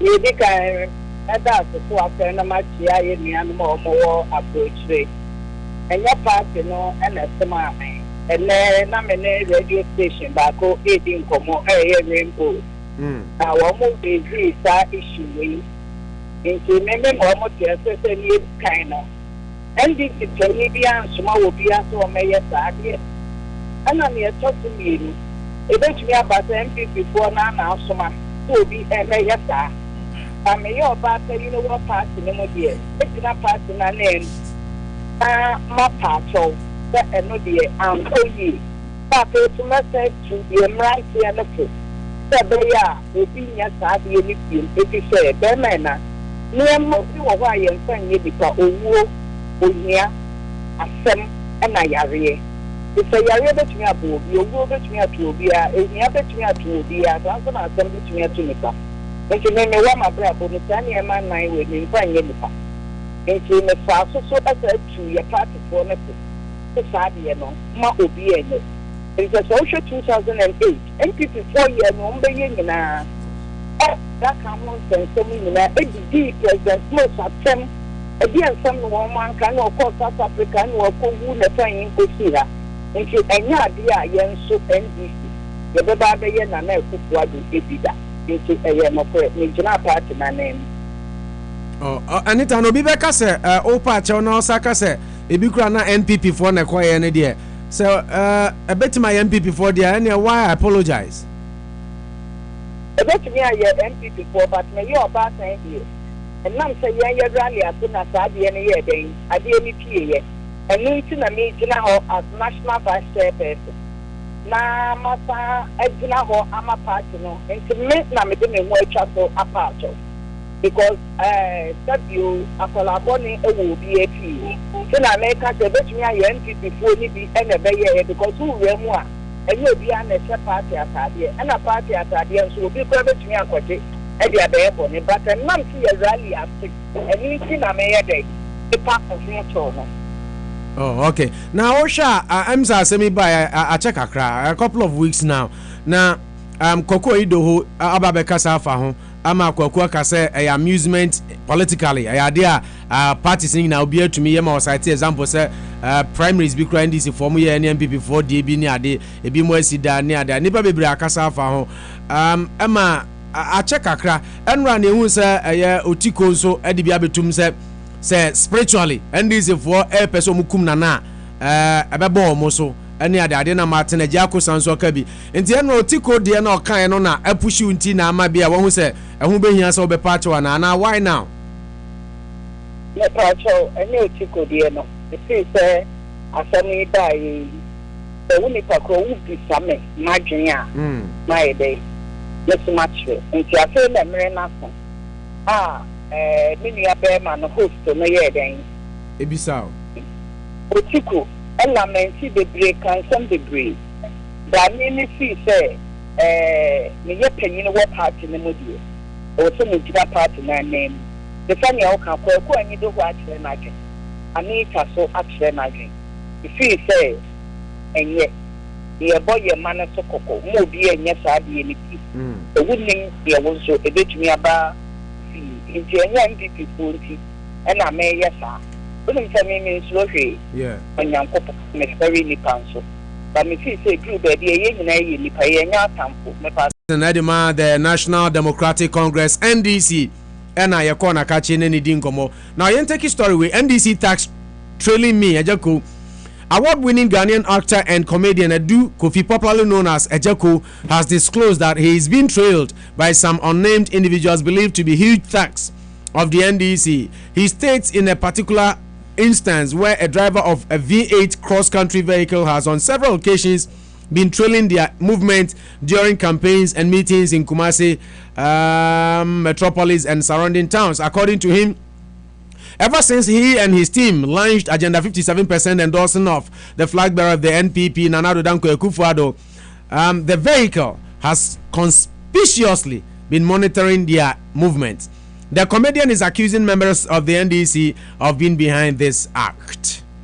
Yo, a tear for near tennis say, Ayo Penny friend say Kofi Adu, and I say, A Dodo Nata friend say, A Jacko, one on a castle was so trim. Brow, yeah, not doing so, bed born and now, Obebwan and Ado, on the campaign.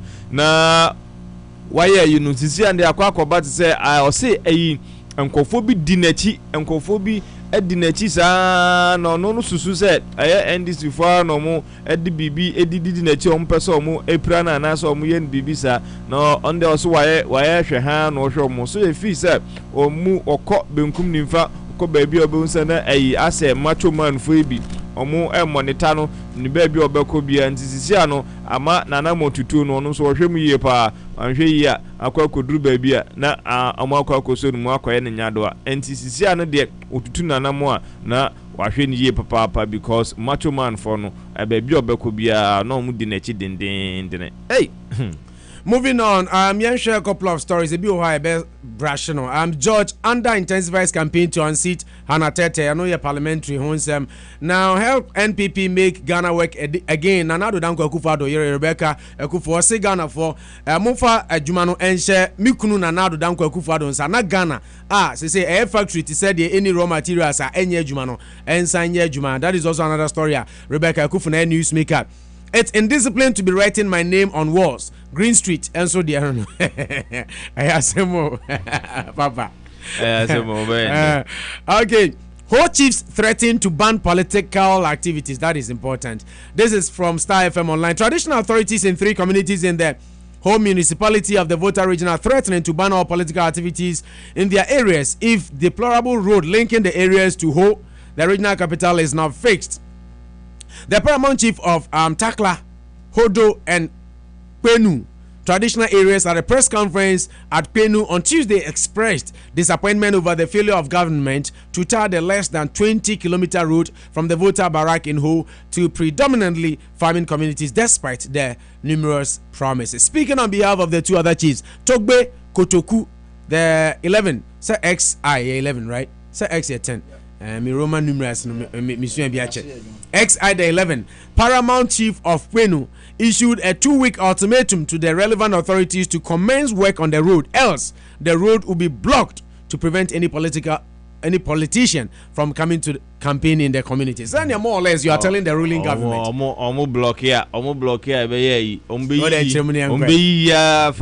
na say we uka we don't go into mekwan MPP into mekwan GCP into mekwan PNC into mekwan CPP into mekwan. More or less you are telling NDC to be direct by Drew Honmo ombe no makwa no yo etefo na ete say oko from mantem honoma enkrumiensa bi ombu afu papa na himfo honum na kasaba kon akasa bo mu nyina na asema wo kanyina ne say kuro no omukwan da honum no enduru be 20 kilometers nanso say de kotal pa begu so omo say lalai so tutu say ya monchimonka mu so portals ba no odofo esin amuna donko eno ene asema opani ka say politicians no manhwe no mama meye kwan no pa dia say mba political activities what say campaign ade pa dia da bida omo de nua ebegu kwan no mu no omo ba omo ebehunu ba bi omo be fa kwakoye omo political campaign no Njombesi kwano. Ombesi kwano. Ne de no an so omo di bulldozer bi betam nua na egu ba bi. From 3 news. Don't tag BNI as evil. Nunu Mensah, former National Security Advisor, Brigadier General Nunu Mensah says the Bureau of National Investigations, BNI, remains a very important establishment to the security of the country and should therefore not be tagged as evil. The BNI has come under heavy criticism following the arrest of Fadi Dabuasi, the author of the 59 Years of Nowhere and an ardent supporter of NPP and Nana Addo Dankwa Akufo-Addo over the weekend at the Kotoka International Airport upon arrival from a trip. Fadi had alleged in his writings that President Mahama impregnated the daughter of Asante Otumfuo II, and also went further to question the president's HIV status. But government said he was arrested for questioning the capacity and morality of President Mahama to lead Ghana. He has since been released. Speaking on 3FM Sunrise Morning Show, the former chief scribe of defense staff questioned the direction of the country would have headed if there were no national security agencies backing it, with analogy from events in the Middle East. Quote, couple of years ago, there were two gentlemen in the Middle East, and I'm referring to Saddam Hussein and Gaddafi, whom the world thought were evil, so had to get rid of them. Don't see BNI as evil. Yo, etie for ne ten say General Brigadier Nunu Mensa wono ene ka say na Nunu Mensa chiremu Nunu Mensa chiremu amanfo feel say ye can say BNI for abeyfo no mo yankofo bi say ko mu kra fi asase we so if you say onamo mo ye no enkoye na no na opani chemu amehu omo se omo ya abeyfo omo ye hunhun bone ene to omo mu na mu omo ye nkofo omo ye adwumade ne pa de abogana na opani efen say dabusi no ye kire no se de be ya ebisa no yom bisa ne nsem ne nti ono no fe say obisa say president no ekwan ekwan ben so ene wonu obetumi abefa be president ewo abra eno ma okekese president wo HIV president efikwa de wakwa akonyim obi ba ene sansensem no o se ade bia na omo efre no ebisebisa ne nsem kekenti ohunhuni a bone wo hunti asisi ano no yakofa abeyi SM ede ato BNI force no so omunya isa na saatem no enye ade papa. Very sad story. Timber truck kills pregnant woman and then 8-year-old daughter. Na what kind of story na timber truck no na fa timber no de ade che bobom ni saa nsia na tie. Just like that. Ye kumo bi na ne baka. I don't know when this thing is going to stop. Once Ghana sa ade no ho pa. Na yeah, na ma so ade no bebre timber truck no kra kwa tim so obre. Car ni bi ho kra is not worthy to be on the road. Anti na maame no ne ba no nenam na ade ne tie won say na tie ho speed ade rolling so yeah you can ana ebi ana onam kwan ho ana wo koto ade unexpectedly na ken ade na tie ti on ne 8-year-old daughter timber truck no ade na tie ekuomo ya now Ghana strongest renders apology to Catholic priest. Let's read this story from the Daily Graphic. Ghana most strongest man in 2013, Sani Mohammed, has rendered an unqualified apology to two Catholic bishop priests of the Mankrasu parish for physically assaulting them. Says our story. And the Gabi says, "Some yana me punchy wo me boo ya. No ma ba be power chow. Cause oh ye priest." Ana. Says ana adanu ne si ye. Omo akwa no ko yire omo ebu ball mu rough anyway, GCPP for also the petition come shraj. Say President Rollins sika also oji wasani abacha how say 2 million no. Do mo say 5 million. Say 2 million crash shraj nhwehwa sa asem no mu. No man pani wo ntwe na so nti GCPP. Eno na domestication no.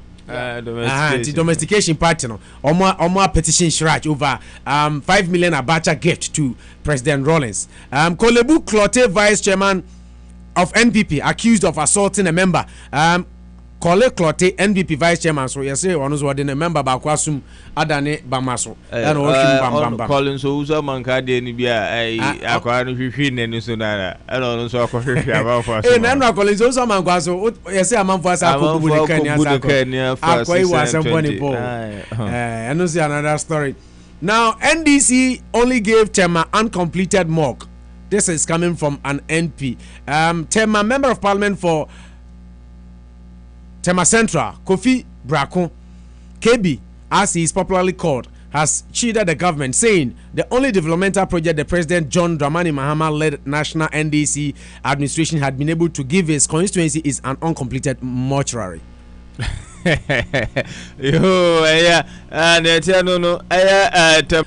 Drunk anytime he is on stage to speak to party supporters, whilst Ambassador Smith is alleged to have a hand in the death of the late MP for the area, JB Dankwa Eduba. Speaking at a press conference held at Achimtafo, the spokesperson Atabuaten disclosed that the comments made by Mr. Adoye are unfortunate, lacks credibility, and are therefore calling on him to apologize or face the wrath of the group at the expiration of the ultimatum. He said they will not keep silent on such purported lies from the NPP leader, but threatened to face him convention. If the executive they just allow them to do. Oh, okay. Okay. Until can say I hope my who's almost high private and he is here and what's in the hopes in a doyen and work with Unica. Our caucus president, yes, I dream. But I'm story make a mistake. What's the president mean Casa without whiskey name? Or can whiskey day? I'm so born number 2 day. Whiskey or say Trebisa. To Trebia, nephew, and then this way and when and it's an or Casa or Casasa. Okay, I was a boy for the Bocatamun Pace and Pace and Munis. I rock 103 on a Pabosios now. We got from Pombati, Ufiana, Berma Brimpon, Asabra Transminia Bema Kumfanten, so Ewaha. Open national na ultimate can be but I fast that say pa manuel kobi omotayechi Linus Fabric Store and Supermarket 54 Hamilton Street etayechi eba no say ene upedwa dia benefo say afia ba na yedie branili na ho 54 Hamilton Street ne be dwa odi dwa wi a enema opetobia ne asan ache mu 10% say woto ne $100 ane abu mu edu ne de fa ache umnya no ba bia mu abupen baako na ye de ache sanso na asra kese ekọ de ama na biamba brain salon ehọ na sese ukoyi utia emano obia se ye obia se ekoyi emano so filu keke wati ase emano hu a na omo seresere che omo so look sexy sanso na omo so tie chi bi nabiam ese ne yanka nche tiefo ene ne customers nyina se o move from baby on but the same building oba no ho unsa first no ofri Mr. Esiama so ansa na nka wakono so yese obefri ono no ho ansa na wako Mr. Esiama ho ti yen taking note of that. Asida kese pa ekọ de ama na abiam Gold Coast Catering Services text of excellence sa wo pa aduane edie enye aduane bia na ese oto be yo ho abeto betu sikagu Gold Coast de onim se aduane ede esofoma na ho pai bra na be didi 79 Millbury Street oh yeah outdoor engagement wedding party na wo ye bia na onim se ode bedan ya yen ye bamu aduane no eye de Gold Coast no a na ede omso ebo enchidom and I did my bro. Name me the Asaka so called Yama, a Jumaquia from say a batteringzoom.com. And that Ghana for website about be at idea or hono. The patch open website, Papa now they are to idea. Now yes safe, yes secured. Now see can kokemwa a www.batteringzoom.com. www.batteringzoom.com. Open phone charger, open phone cover. Be part to be a open source swap on so the cheapest website. I met me recommended the amamo. To say Butter Street BARTERINGZOOM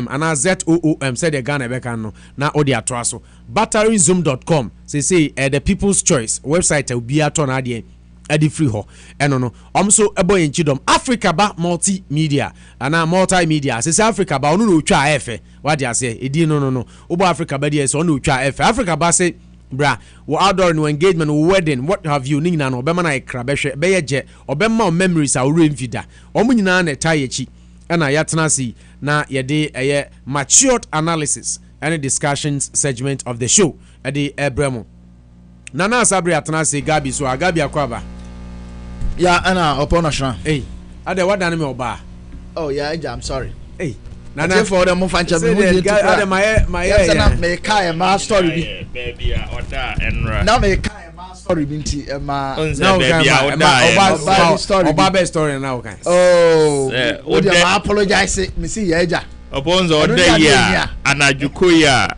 anopakra no na also Sunday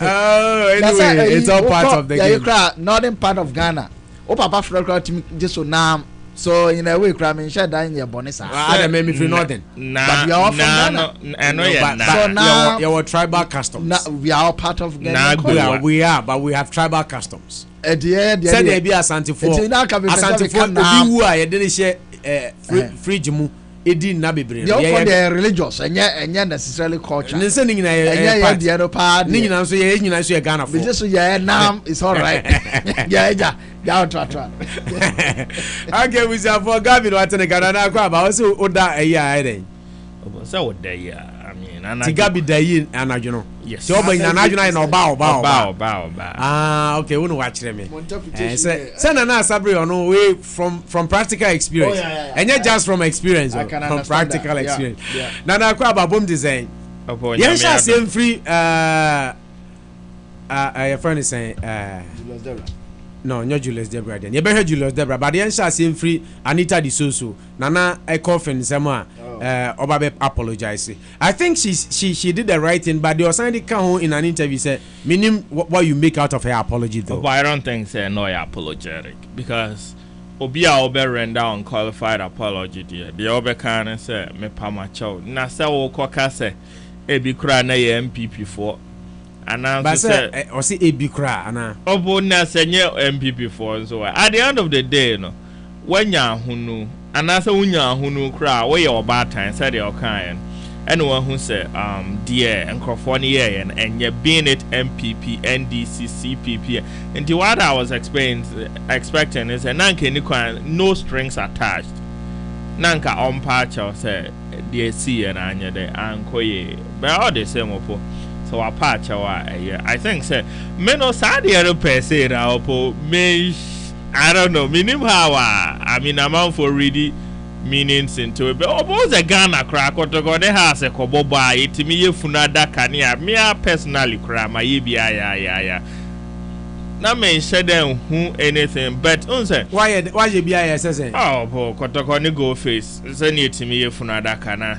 That is a team entity. And I make us I mean said them who anything too strange about it but opo ade ba kan hu say sa wo ya ade na enipa now I'm so na spiritualist of ya by na wo let you down obe kai self mo so omodi funa da ka bi ko si ahimfia wo na na kire mu akwa me protest ye bo aba so say e dey afede na me kire say e symbolic so no enye say omu beku na na akufu ada na say in our case na enye si e beku go face for na symbolic say on say year bi na omukọ share 4-1 e wo oboase a on say prior to that na kotokoya shares gold aye 1-0 debia 1-0 enti na omo ayi no ka say this year the head to head na kotoko shares gold is be oboase na 1-0 but omo share 4-1 no and omo so the head to head na be amuso omo de na ntwa kwehye from santi say ya na ani abre I think say bet about the American says how ya de nipa bebre tu o ma no gusu say enya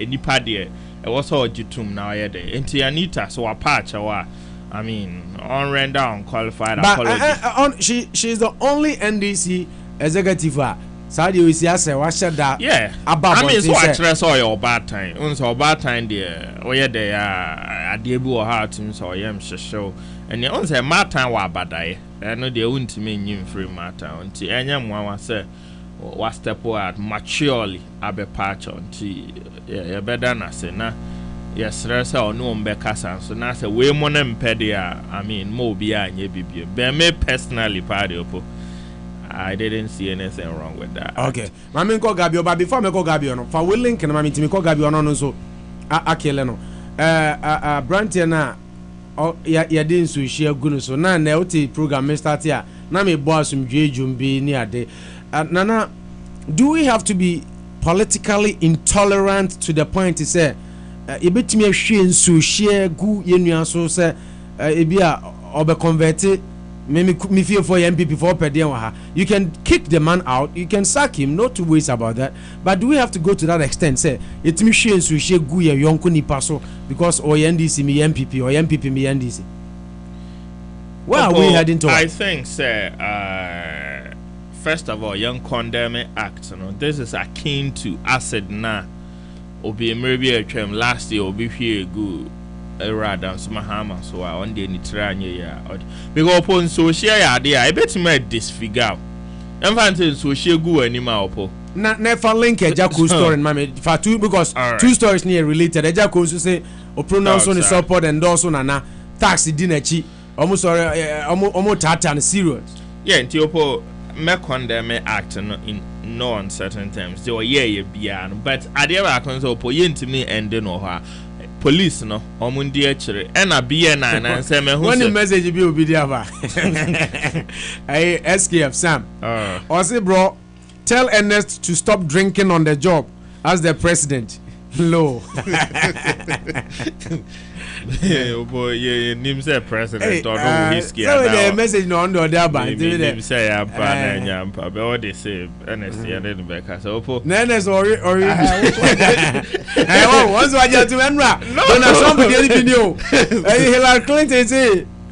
Undria tax instead of denying. That's true. Yeah, instead of denying, no, there's nothing to deny. Almost all the rich men in this country don't pay tax. He has it, so what? Escafo Brewokro, and cry different. A different, yeah. So, yes, sir, police for an so almost shame. Now, whoever is found culpable, no, Yancheno, because Yentiments now, my man. Intolerance and akaka bensemness and about the order of the day. Opo, MPP ni, NDC ni, obi baho. It's like sorry when your example, for Jehovah Witness for. Also sometimes like with Jehovah Witness like I'm sorry to say, but also at times opo hipa but ungo hiesu day.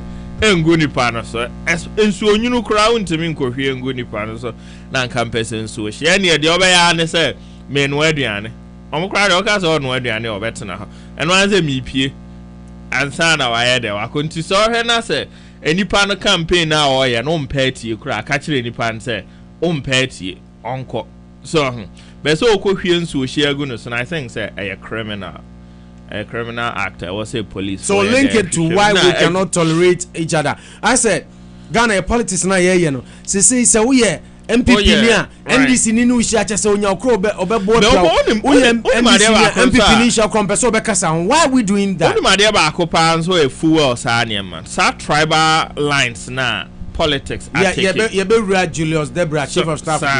O say as a politics na ko take ukosrem kra na. Like I said, Dagomba for no, omo baby, omo Dakati. I said, even though you home say omo ni nipa back on, but I said, Oko tribe now, Obia on a party or yede, ope. Unse about Dr. Baomiamo side, no, omo no MPP. Na the other side, no, so MP. Even we sa and Dani ne Abudu for no crana. Things say back for ye MPP na back ye NDC. And already NASA. Animosity no honum before say politics ban now animosity no ho and our politicians are there taking advantage of sa animosity now we are kota we now we are kota and to almost the tribal animosity na there abe rural politics mo and no ya one fact and ya no nkwana e cause intolerance but in this particular instance me who say I said na northern region kwa say the northern region ye case study opo Ghana bra tie the MTN e koka andra I say krobo for anya the ento abama NDC because NDC nkwana e dwene krobo for ho enti unse ohwe oko eastern region so a kropon for ne side sa esro for most na so MPP for enti it's akin to telling those people say omonso nto abanya de Emma NPP enti me de opo sa niema we nyina me de sobo on bebo politicians enkomran koma nyina ya politicians opo divisiveness a omode ya politics no eno na excuse me to say illiteracy so ede eka ho na amasa entokwa because opo ya de na aka say I mean asantini abeto aba ma NDC you should buy your heads down in shape. And I say I beni abeto aba NPP no. You should buy like come on. Say MPP aba na say nipa no free yendi no hene boana. He should have the right to vote for MPP. Sanso na NDC aba na nipa no te bantama na so hene no na boana. He should have the right to vote for NDC. So yen jai saade and say ufri high was automa party we ufri high was automa party we. And yes, I did now cry and tell us it, or cry the asset, chese, and to baby, or cry the asset. There's a utini harnessa. So, and no, a didi man now coffee for Sanya Manema we have Nasanke Jaco Abe declared support for Nana Kufuadwa. I didn't cry also be caught at. Is he not a Ghanaian? Constitution and bar a Jaco, and Nipa Constitution and more kinds or Monia. And indulging in partisan politics. I him for any religious leaders. Ejako on your religious leader. The last time I checked, Ejako untia sorry. Ejako on your hene. He has every right, just like how Mr. Beautiful has every right, John Dumelo has every right. All the stars, no, unless or no choose to say media because of Mejuma, how sensitive my position TNT. Many de men support to any political party. And yes, sir, people have the right. Chrome high Andra Utie Jam 94.5 almost unanimously almost declare support for Hillary. Romero crowd here 96.9 or say or no dear so Betty Donald Trump Casacreti debate no nya day on her. So Betty Donald Trump Casacreti debate no Romero or 96.9. Yeah. Okay, so, na yanko Ghana quick mra. Unse na ne ka Jaco story bi. Na yesi Jaco ba bi owo no ne phone adum na o man na yenya ne manager atabu age online so. Na yemisa ata apom ti sen. Kisa adumo. Na Jaco so won ti sen. Nyame adom ye ho ye pa, ska na eni egoto. Nyame ti asisika beba. Na ata yatina no pense oni Jaco na nam na yese tax bi tata mo machofo bi ni ade bi o de V80 car cross country bi etisen ene minim se one Kwame Adinkra kasa wo abusua ba na so wo hobi enti etisen se na nsam ne tie. Okay, me na mecha we for enyina wo US and now no paying so and some hoya no pa. Ah yeah, haya no pa, yeah. Yeah, ya pa ko da ente na dia san. Eyampa send the Atlantic agenda 58 kilo you so want to amana na do dan kwa ekufu adoana you do yapa ata ba yi ma bidu asanti mu e be 3 days ni Sunday no ni was a chima enough before Saturday no you buy no so di exactly the be say dia no na kai yi echi the be say dia no di echi so okwa no asai Okano assign. Everyone in the bank to a so you don't want to be the other packet, you need to be answered to improve. You a car, not vehicle, access to court. If you have what you are watching, oh my God, or say, you can be talked how and I think you share in movement. There's only a question I use because you have to find everything. Election ARJ, it's therefore a tab by the master actually arguing. Yeah, I can't say that the answer to me, Yana Adudanko Kupuado, and I'm not going to my gun and couple shots to the tour. And Yaka. Inti Musha, not just quite strange and unusual, said the Brunibe can walk. Very unusual and quite strange because you would Namwa. You cover the India and started that. So 3 days and I can't be started. Oh, it's a baby or at least for my own. That is any panel also with the started. You know, for get someone share for my Ghana because of my Ghana and after my Ghana, a idea. Election years through, I could not after any pair three. The different penalty, but you say. Yen swap and man na Adudanko Ekufuado. No man said they were people to not like health insurance. School feed na egu. Oh, it's a 20 allowance, 3 allowance or more terminal. On my show mukina, then a 50 a cost on F1 if Yamian on it. What the Yamadan found me? What you never found DP, he has a special task force. She had been going to you near Megwo. Oh my God, I say, yeah, not near can want to move. You're not near can want to party, we are careful and then the Yakas are no media, same for the campaign to get Cameron and other Danko Kuado. So that's what Benjano. The way energy.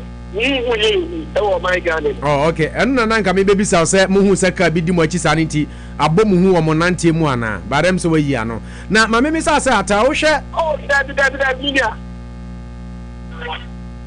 Bibianye a tempo na yebe phone to one kefiama na na Danko Ekufuado because to send anado really election 2015 yeah and then 3 days techima enough million people to say ya any people to say ya na man online nsa bia to yan to sebu bia to yan sebu ashama NDP to see first NDP no tin ko campaign o but then na do ashama media obi bɔ n'ani sɛ na wɔsu ɔsɛ ɔman Ghana mu ayɛ sika ni nipa butum adan na ɔman yɛ te sɛ nyankopɔn ahyira ɔman bi sɛ ɔman Ghana ɔman yɛ gold ɔman yɛ nneɛma bebree timba koko ɛdeɛ wasade ɔnyɛ ɔmpa ka ɔman Ghana ho ne sɛ nyankopɔn ɔnyɛ ɔman Ghana de bi na kɔyɛ baakofoɔ ɛne ne nuanom na enjoy ne deɛ ɛnsi ɔsɛ ɔman Ghana obiara nya ne kyɛfa ɛwɔ ɔman ni baakofoɔ ɛna akonnwa nso na ato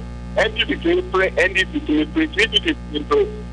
na atade akɔso obi bebisa sɛ mo yi police fo asutira na asaka bi tata mo yi police case yeah monitor omo aba be 3 days maybe a be bia no mu di achi they decided to pay the very formal complaint to the police at the right time ni amo mo mu je koso the very formal complaint to the police. But so far the munyanya on. So far the nyanya formal complaint dia ma police. Oh, na mo hwa mo de money to for ma mususu se hwan na betimi ayeza. Oh, they say ye wuni pa betimi ayeza. E na ye nyambo bi ase pa we na suspect. Ye ka no de di achi. Be wi e be fa bia no. No na mo. Ofa ha no na ma. Ukojina. Na do so no to ababa be jira we nim baabi we ya ka wo ko pa wo fa baabi ano so tika ne ko obe ya no mata pa ko hia tan ye hu no enduro say ye enipa minfo bi na timu so bi ko na be so boy mo ba ni wo ye sa o ye ni but awareness we ko se bi say na ADH. Okay. Ata Abuaje Ejako manager. He's part of the team. Amo campaigning for 57% for Nanado. Ata Yeda CP Ejako Zuba Kajan say a free channel. Yamin come on now, Momo by why? Yes, from the 7 December about the draw. Mumra, Namuto Metwaba and Manado Danko Ekufado. And at the project, so yeah, Juma, the Anwamana Juma. Okay. Nanado. 2022 let me up Benyano do my Ghana Akobo Shata Senator. Ata da CP.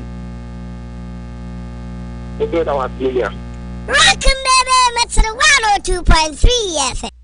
Okay, who are no Pabosio so Rock 102.3. Ata Abuaje Ejako manager. Nana, nti we will point na me ko Gabi so. Yeah, Opo said in American like sell tata obi. On say Opo, this is not the first time. Last week I said Philippa Befi. Ono kra de no asan wo foforo enkofo tata na I mean me who they all pay free say won pay politician be asema just go and vote against him or her so now what try say tata we eno kra na we no ye free publicity na de mejako enipa na o yes and so onim there because they say bi answer nka wo se ye kan asem foforo ye jai kan ejako asem into ukra asa janko so ye gan sa obi a kan asem be kan ani right but nkenye anka we na ankosi anka no penye ejako na that is why we have something we call news. You are selling ejako whoever unim say who did the bonio but at the end of the day na better than papa aman so no into also tena okay and over GMC you cry the obey to me cross country Ghana baby anywhere GMC nko into also say sankrofo gu kem now also koyo campaign say kuyaronko na apena also koyo campaign na chere nkrofo ade kronti omonyede omontoma akuadonko say Mahama na apena ko na chere ade kronti anyede yentoma Mahama na ye Mami ko Gabi yeah opona chana yenti shase mami from obi adin so hye guno so now ba Ejako ntata ne ade as a politics of hate ena ye ya na me de ani start the social dia no apology yeah apology me fa hono mo sha fashion na wo ba we ni mo one san yeah you're right Anita abe wakasa say wo friend ya wasan retreat say minim na a party position na wo articulate and answer on one also on behalf of the party say second vice chairman and our first vice chairman second vice chairman yeah and you know but the chairman me busa sa no the deputy general secretary no Kofi Adams na ono your organizer ni Koko Nyido ho they all came saying so Sir Mark Niama no dey one of the political amusements a omo nyina they didn't even find anything wrong with it and Trump say mu say a party no position na Anita. I think so. Okay, Obian Somano. Yeah, that is the feeling I got. Say as on one or person. Yes, so a national executives to your custom now. It's taking but sometimes they decide to speak things on your own personal behalf. Sometimes, but Matuasio, by the American say Sestelano, whichever party, whatever it is, chairperson. Me no, the American say apology ni Sebia other priest Christian associate organizations in mobile out said Peace Council near this summer patch. They need to come out and say something about Sanya Manuntina. Dan on one case a good mic. We had an office in an one source on seat. Mike in your shade. Oh, really? And as a window dressing being an overhead castle. Oh, may the patch out say being a mother and so forth. Now, Henry Castle can know try. I justify saying you mukra the new money. I hold on a minute. What's a beer? NPP for we are more organizing an event like this. More party manifesto lunch. Our monon susuno sa coffee no woman fan feature beer. They were parading it in the center of that particular lunching grounds. Our mono executives near the na muhuni. Monim asem monima dia air cobbing na muhuni. One grand it me caution woman beer. It wasn't part of our activities. You're learning how. And we are not going to tolerate it. More the idea of more baby. I fear a man for a mammo backlash on that. And I feel now, baby, say, oh, you patch out, you see, and yeah, castle monkoye, Nabicrana, MPP Phobina. How can you say this? They take Ghanaians for granted. And we can't send beer. No maka. You can't be serious and be saying things like this. So momo ya event na obide adie we ya barbecue event grounds no in front of executives. The president was even there. Obi akrant man caution mu say adie amoye no munyai. It's not part of niya no ya lining up. O ma ya we even days, weeks after a man for expressing view said amoye no it was on call for. It was on culture na fe mum na o barbecue. Na said nana sabridi kaka. Oh ba na o ma apology. Near say from sincere heart. Now Becky can say na ye ebikra na MPP for say wo mo kasa no ya na medwun kwa mintimiti ase. Office ade why no enye na wo patch wa. Let's see the sincerity in it. Na patch go forward from that. Na and justify say enye ye na bi obi mom na be. She was trying to once again be a politician. Right? I see anything. Ade we ya wo ye na time. Politicians hardly admit. No ye. Me mom there, me no for me no me need problem whatever they want to do as their mark system whatever it is. People are even reading spiritual obiane sabi. Interpretations of what happens. Dinanka in their own interest no and can all these misinterpretations and disinterpretations and spiritual meanings no and can no more avoid it for now no. Say from a sincere so apology. I mean, it's all well and good. Meaning, what is even going to do? Apart from say, or can't say, it be MB before the choir. I didn't like it. No, Emma want make it the whole thing. No, apart from that, no, she went on to say, she's a mother. She's spoken to the guys. When you to not say such things are not acceptable because someone a day or more and all that. So she was on good course. But she messed up the whole thing. And Yamara Kika be anywhere. She meant what that she was saying. For me, no. Make rather any necessary mobile patcho. Forget about it. The point is he didn't see any significance in that coffin thing. What is your take on that? I for me, you know, once me mom dear particular, I'm not that a spiritual guy. So I'm saying no, I don't care. I don't give a damn. American guy. And not necessarily American guy. Spiritualist. The American people who are spiritual. It's not necessarily. But to say if you know, no, not necessarily. And then maybe I see them as it is. All carry coffee and will be a time. I don't just say will. And for me, you know, it has no meaning. And yeah, there'll be two for another come grandma. Yes. Yeah, to say if you try share ni bilo. Because for so am be room be sense ya. Na ma mi ensa na na. E ma mi ensa na ene ne ma. Ene omuma. Sana story ne kan. Nti make say one thing ma be. Engage omu. Nti on na attention wo. Ene ne ma no. Enti no. Wako na akwana I show sign bi a say you are not welcome. The one it should tell you say papa no empesa obeye sa politics no ho enti ko ena wono so ante ase na chinchina wa engage ma no no mu edi nkomo na man nkwala no oh police na the man count the man dey 18 years almost to aba so you have to add that eno dia na be ya mamu amasema me kan ho na se ka ho na se man no abato ntia o convince omo so mo tuma we eno ko fi o da mi mo bia credit o ko fi o na man miensa no kwa na o kan oh my god eno ko fi o na ase chinchira o no mo ho ebedi nkomo se omuntu aba ma dwoma ha papa ezo person che say politics na be no nenye ho de aba kwa fa so react ye no mom de condemnable untimi enka se obi aba ofie na bia wo obedi nkomo won koso ha mo show sign bia se wo be koso ha no aka se o defend wo in any way etibia o ka chense ompie na se ompie dia no hu se ene force should be applied, which for him maybe that could be his very good weapon. But one Musa say ompie now for sudden no. Uko na no catch and say Johnny. Uko we so share go so they are causing harm, which shouldn't be tolerated. If it's a politics na here no. Yen TSS say enye do or die. Na link eja code no so enye do or die kind of activities in here.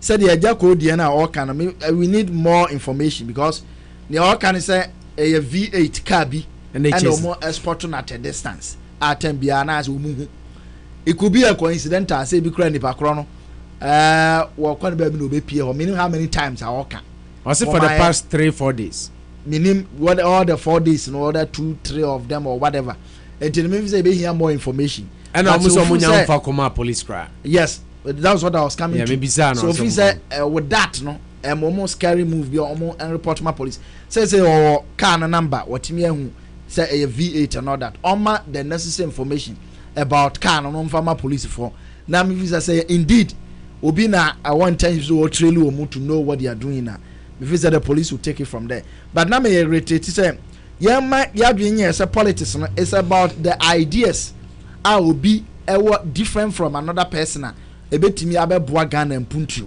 enye say e do or die affair say bia we MPP ni na chinchina NDC ni otamfo at the end of the day ye nyina ade bia na meka Ghana fo na menye sure so much say NDC fo wa ade bi say omo ba Ghana omo be Ghana omo epese omo eba aban mu biem no omo wo adwenboni bi sa ma Ghana. The only problem I have is that they don't know the method that ebema Ghana na move forward. That may be the ente omu amamu no so according to PAB ebi MPP members. Ebi NDC members also think say NPP members no any the necessary strategy and method and policies and programs in place ebe move or man for. So it could be say nia wo kire strategy no is it the right one? NDC strategy is it the right one? But yehun is as at the end of the day nyina Ghana for and ye nyina ye pe Ghana mpunchuo. Na kwa bi a party way fast no enye the right way. Ana kwa party way fast one the right way. Then we mo the programs and policies in ba then we look through. Enye ntokwa enye mi kokum obi enye mi kohwie nsohye enye mi kohwie acid ana mi no obi koya to trasem. And this much is about the youth. Yana usually we say youth no be no opo yana ya dwene no pi experiences to our life and we also become carried away with certain things ebia ye ka asem bi kire wa na wodi akire the enthusiasm youthful exuberance so eka ho we say ye samnom ne adade youth ye ne je ho ye ti say ye obu akrofo bibi ba oti ye asem ko ni ba bi efiri ba obo no ode no abagim na akoye bibi basa eno ntina menena na asa be ya adwen say the leaders no they have a responsibility ni amobeye ene ni amobeka ene no ne ye ene mo body gasha ne ni bi amobeye bia it goes a long way to tell a whole story about the na mo pe say Ghana for no especially amamunu for no enyema mo na ni nyina it trickles down to sa frustration misery unemployment no sa ne manema no ya na ewo man mu no a eno no nyina no enkamfua na the responsibility on the leaders say youth no sabi bebre na obibi ye ebi ade echi also de okọ adwuma oba na nia brain focus on say going to work na ade a ya na bebre no enkoba say ombeya recruiting grounds for violence onipa no why busy why ade ehia ede wono continue to akire say ombeya he you may not get them but bebre no ano masa aya ensrabo wo ko di akwaniaba enti politician bi a won so wo pese o champion course bi enya aduane kakra bi ma no di na wo de nsaketo bi ta akire na ma na ya hyper de opa bia no de ne ye na akofa nse bebre aba enti e be say politicians no yema 2016 abatwe no enye issue based campaign na yen kanseme hia menim so oba me ya the tribal issues na to aso ana yeah say we are getting there yeah issues Julius Debra and MTN issues now Julius Debra and any hopes in Adoye as a group it's calling on him mama no ultimatum Adoye there no work can for me no mame corner na sabreso mame start here no finish now nana yen share hopes in Adoye issue no a group is calling him to apologize until sir he will face their wrath opo or say JB Dankwa wu no we nim who be Victor Smith and President Mahama so sorry our real san original stage akasa obo on Sandra no Andra try say benya hopes na because na yes see na me chat but so baby me na kasa no pa no Andra the same thing oh yeah that's also me who say was whatever because ono hu mistake our there why enti ometu no for sell on dodgy media but why a mistake I say you come out boldly and maybe retract or apologize just like man up and retract but you are thinking for him though it could not be true no opo Emra honorable JB Dankwa wu there were so many conspiracies ye nyina ye nim de Canada Japan crack kan so were reliably informed by a police officer. So say NDC ni journalist be like na akoye we Canada but me who say asem war don't say under investigation or more investigating and it's all private to any information and what you do is you call the CID or whichever body is involved with the investigation. Now the evidence nowadays you don't jump from radio station to radio station to promote your conspiracies. Oh yes na say I mean, you go for so now or no home crime. So at the end of the day, what if say investigation na what they now can nyampa na what control? What if say wo evidence now one? So very vital for the investigation. Now you are denying the state access to a very vital information and kabe bomb in their investigation. So until me Mr. Hobson I say umbra out eme prove a point and I say you can umbra out eme retract the statement I think that would be a fair thing to do and yes I na as our mine no be to me sorry now I can't say later I so me kra grown and me di and I so me kra no me boy and tesa so as I na obi an shadanya dey emfa is serious because aside how you politician opo adia last na me no be can say won say Ghana ni opo o ka asem kire Ghana ni a onjindi so ahwe pa Ghana ni so Tuesday obet mama me right o say an even though waka an be the trim no onjindi say obef into obesa akọ fro opa dentra because of this honesty opo ye so dishonest with ourselves ama yenji bibia ni Sanya ma we nyina aka ho. Yenji ye hunni ana yenji bibia ni. We don't trust ourselves. Yeah, we don't trust ourselves. So no. We don't trust ourselves because o say we akra ni etwa ontro pia. I mean sana obi nyina be. Ye twitwa ye ho ntro ana ya kan nsem a enim ensem e ya agro ama na ye tesa no kra ni ade like a whole propaganda secretary of a party to me cause President Kufuor Ayinde aton gold reserves a World Bank of Ghana nyina afi duru say ye busa no so no kra de or Pekin or baby wan shada propaganda na no so as o man a bit is Fadi Nidine the Fadi Dabusi. Yeah, Dabusi. So or kind of paper man as a baby. I mean it doesn't make sense. What can I say more paper man about the President of the Republic of Ghana? Say what stops you from finding out?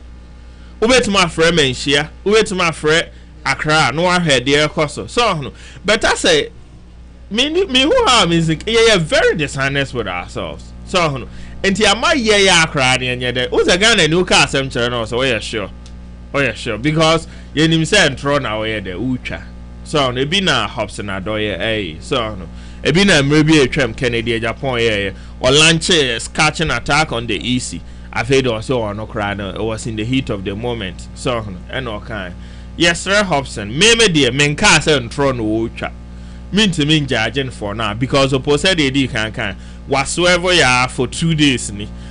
But say I'm pa on for evidence say onim obia or honorable JB Dankwa wo no hono on fanko and a president whiskey no and rametana ka say I mean nipa wabo what in a casa obehu and any power more so I mean I don't know mean but is it just for political political expediency of course now why else will he go around saying say president no san wa speech and answer I mean, there's been times I hear who presidents or Mabo he'll be to say a champion.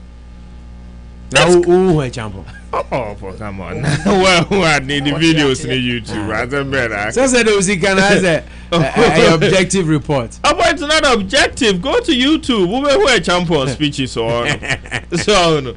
And there was a time cry. He was caught off guard. I know him say Mike and Edum. Okay, as long as me trebia me to me kekame boso asempa. So I don't think that me no. Okay. It will feel say Adoye should do what? He should just go to come out CID. Either backtrace his point or retract. Now quickly on chief of staff. Munianio ceremony eduho Montemano. Endra me kan me busa Julius Zebra question say. Now group will be the statement about say he is unfit to be the chief of staff. Gabi, he's unfit to be a leader. Not just chief of staff. Chief of staff is too big a position for him. Common party regional secretary he's unfit. Is he telling me say Asante for na chem for na account for so ento Obama na na Akufo-Addo because I don't see a union. So no. So try by I say was a 3 years in Tokwa no na to akeka. Sana me ho na say campaign afono and na me ka say so ko mount platform na only hwe ka see no be for anya dey emek trans no nkasa because as a waka unya hwe nkan bi na afi ato ne service basa we eka so I don't know I also or brow no be pa obi acho I rock 102.3 busia for your beautiful lines na namodi madwen kire about 508-926-8746 508-926-8746 and 508-459-2673 508-459-2673 obetumi afre na odo adwen kire ba nsam a yabobo so ne nkomo ayedi nyina no your opinions and your contributions are welcome 508-926-8746 508-926-8746 and now 508-459-2673 508-459-2673 Gabi at what Nana said na we me anya Hobson Adoye de Julius Hobson Adoye de something that is below the belt. He should come out and do the honorable thing. It's you can't be saying this you can't defame people because you don't have very very surprised or president mean to me one song for me we haven't seen him not performing what he's supposed to be doing and now obi public no shining glasses I don't care about the important thing is he's performing what he's supposed to be doing now only in the DD one in the PN work on so we can say now the man defamatory comments on the too derogatory Hobson Adoye you should come out and do the honorable thing just to apologize when you DBS we more time for now apologize sometimes you be carried away by the enthusiastic crowd and Sani man you say we make those statements and Black Rasta didn't be spare of the moment below the belt we should come and do the honorable thing tribal politics na opo adena nwanwa NDC that is their stock in trade nanu ya jifa ativo wangoka bi wo voter region samo anto aba maye wono no ejinani no obi nto aba ma no se be ya yemfa no nkotomu no anya kwa nyinani no anya kwa sesika wo wiewia onya kwa wiewia na voter region for so believe in abja poverty selfish interest and until na no man kasa enti voter region for obetima yusu wo mu so that they can vote for NDC na party no MTN no so Michael Tanya no se krobofo na NDC for no madi ni yenti ma wo ntoma any other party apart from NDC omu no di ye sesan say common di wo mu so omu chiri wo me no de ade omu ani omu di ye because they are crop to abama NDC we yen sama ye ka di convincing person to abama ye na Julius Debra de na wo kana ne nwanwa ne say 2012 do mahama na wanko ka bi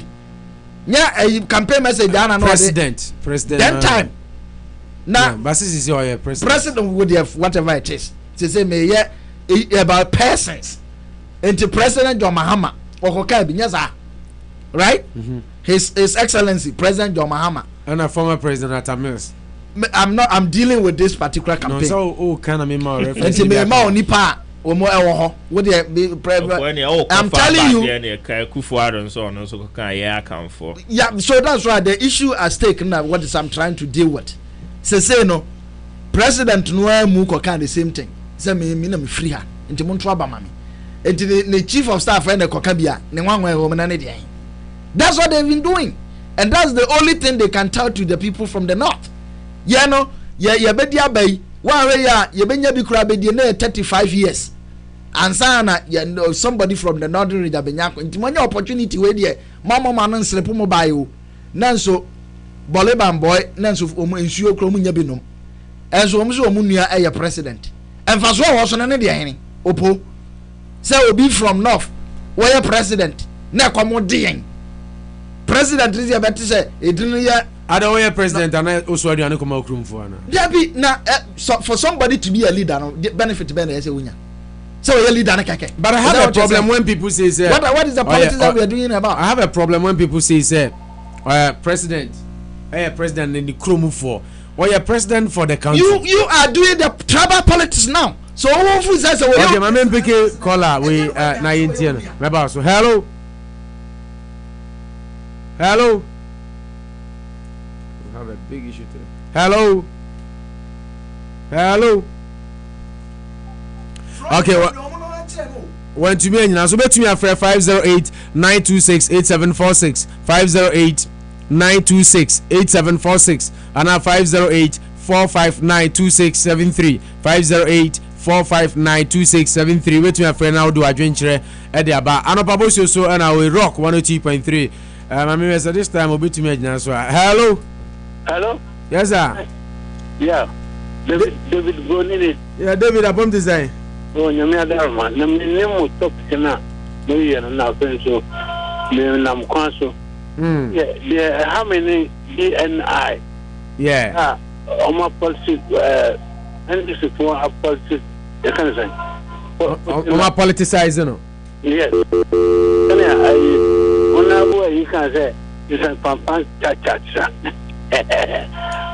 on na boy you get na we to work here na me say obi mo a journalist ni presenters what train again I think I say you coach no na nasa binam because we man Vienna no ka on pass one say and a Vienna no and police service of Ghana no what is the difference okay yeah that's David na nasa bribe ya no amount 508-926-87 and they have a big problem with this line. I don't know what is happening. Let me hear say hello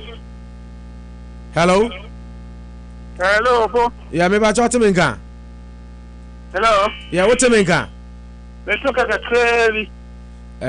Yeah, me too can there kasa too can why? What thing are you? Kasa. Yo, to phone kasa. To for too can che.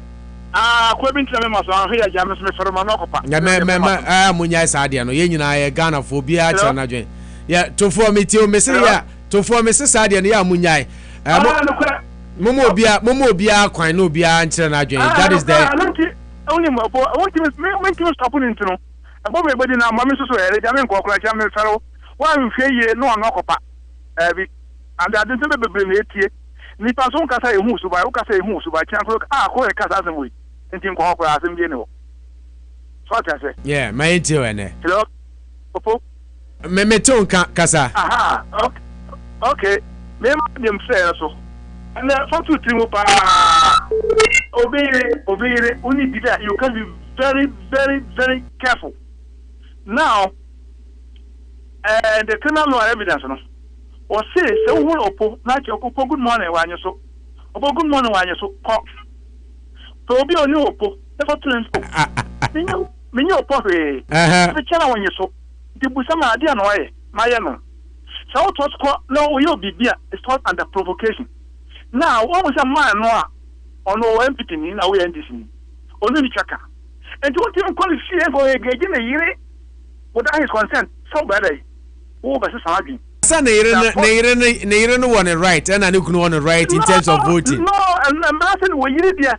Obey your enemy, to him, and then I just say, so I am no correct as some, as some, correct. And if I accuse judges and police there, oh, Jessica, why do you have some part to say, like, one more example to go on for? I'm not in pet. And to use it, we also use cannot pass it. Over such an old only on her. I'm also is cannot also got the jam. What the court, Jessica? Daddy, and no candy was father, and some red jam. And there's some rat and a son cry. And to be here, they may catch a photo to him. And within the usual block, maybe this year is false and the provocation. And to 4 persons just have a panic in social groups are justified. Is that why? It is up to Attorney General to decide.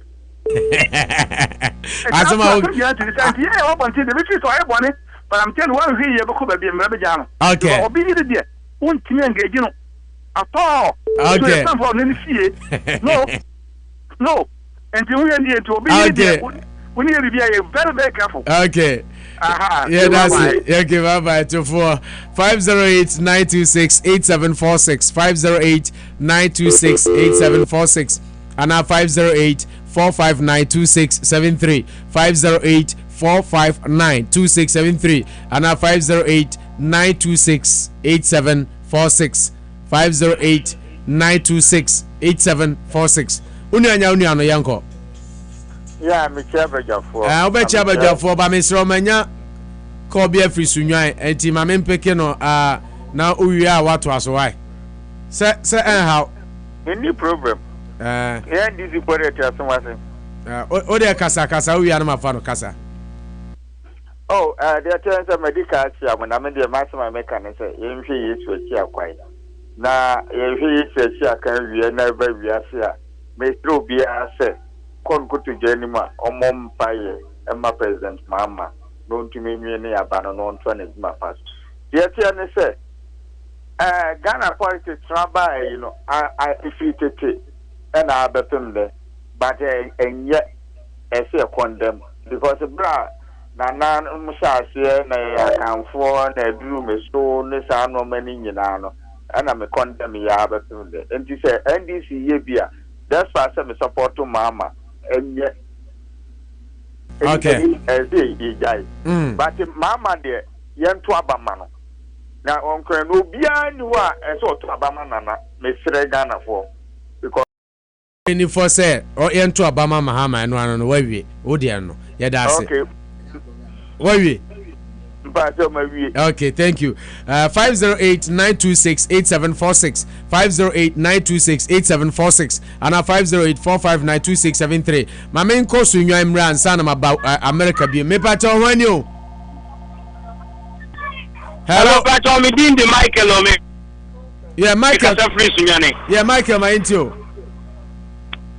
Me din the Michael. Yeah.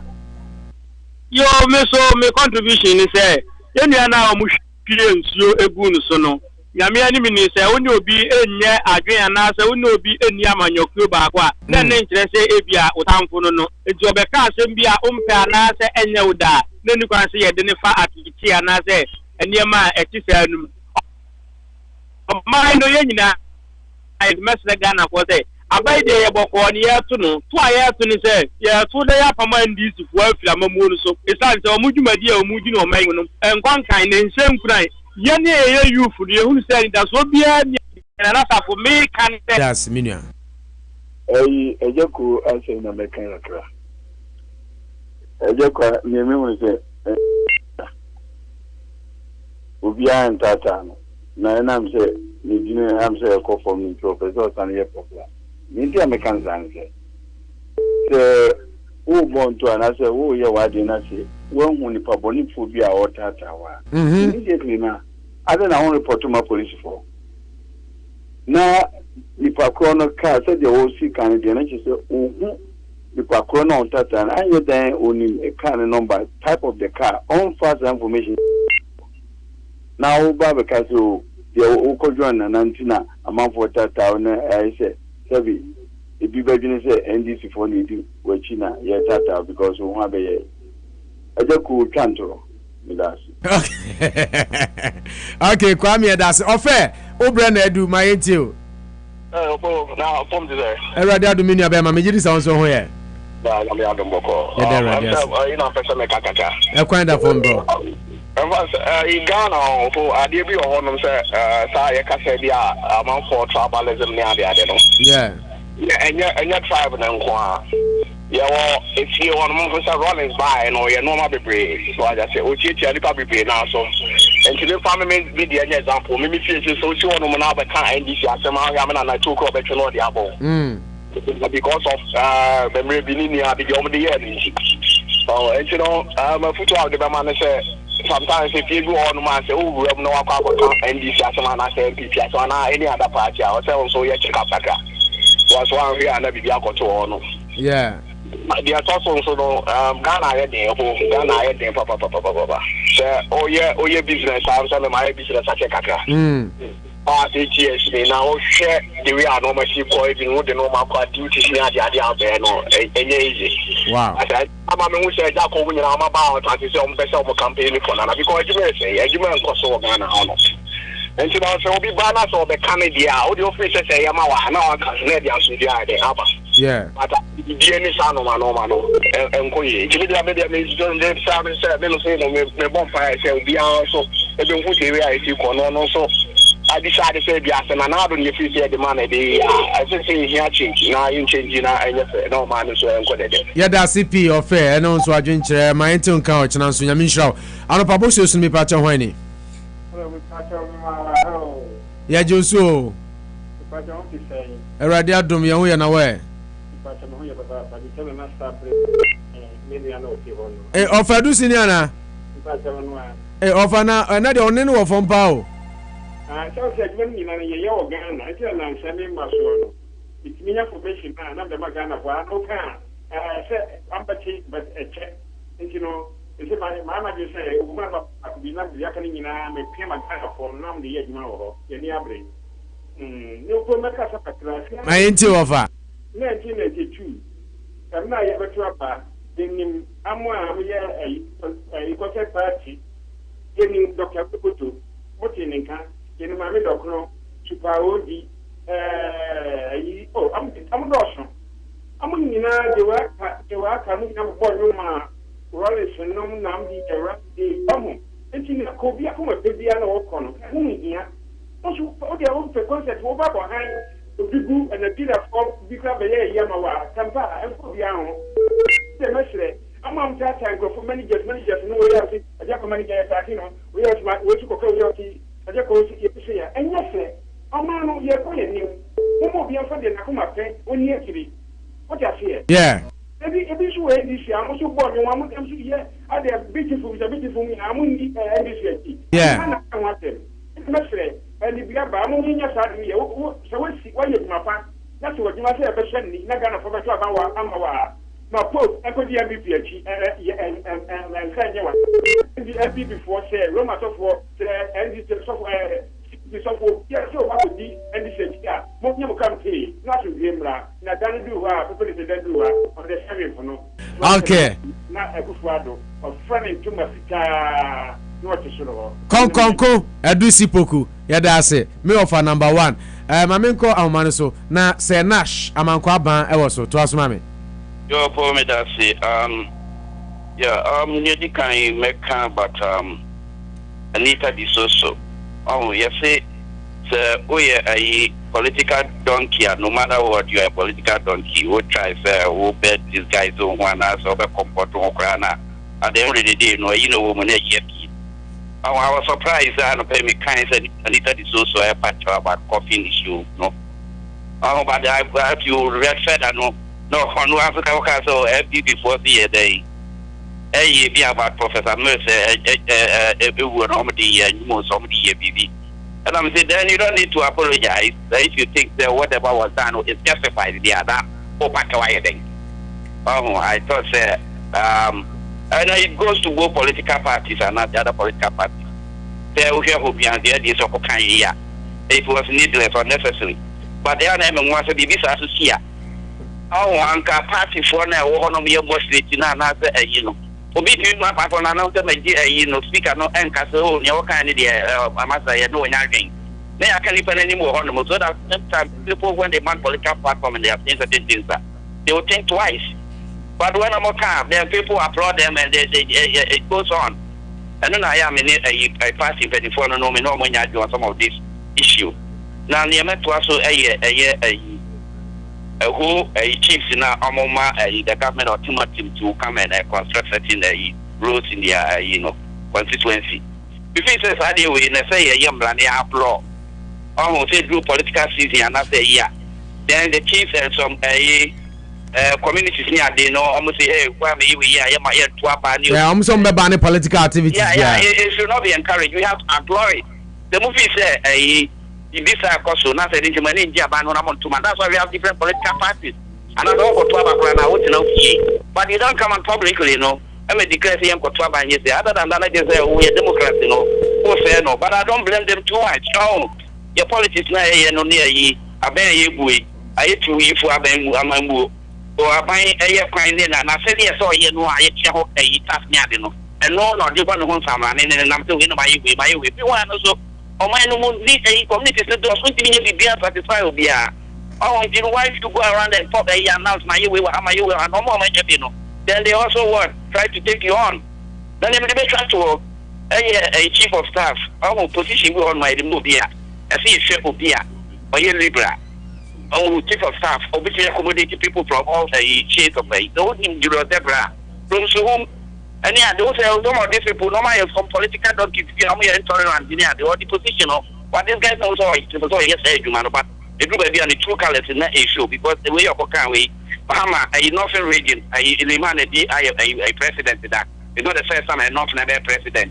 And they were did 10 years, no Okai, MPP Abaso, I'm a cover form, Wakimelia, they were there, nothing happened to them. It took Okaway, me, Nana. You are just trying to stoke the distance and cause unnecessary travel tension. Okay. Which is not necessary. Sir Nash, Medasipi, will be ready to us. I may batch on a publishers in Huanio. Oh, Daniel. Minia Daniel, o message now, dear Barone Kwame. Munina message in the Mekai. Kwame message or dear boss, me Chelsea in Timmy Johnny.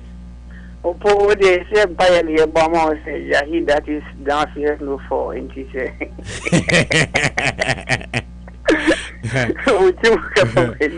Anyway, the way to oh, poor me, mamma, a hand near Juma Moya. Yeah, that's me. Mr. Misha, a jack or a story Namoyano, and you need the Papa Becca and them say Nebu Bracca because almost the NDC tags and an ADOMachi.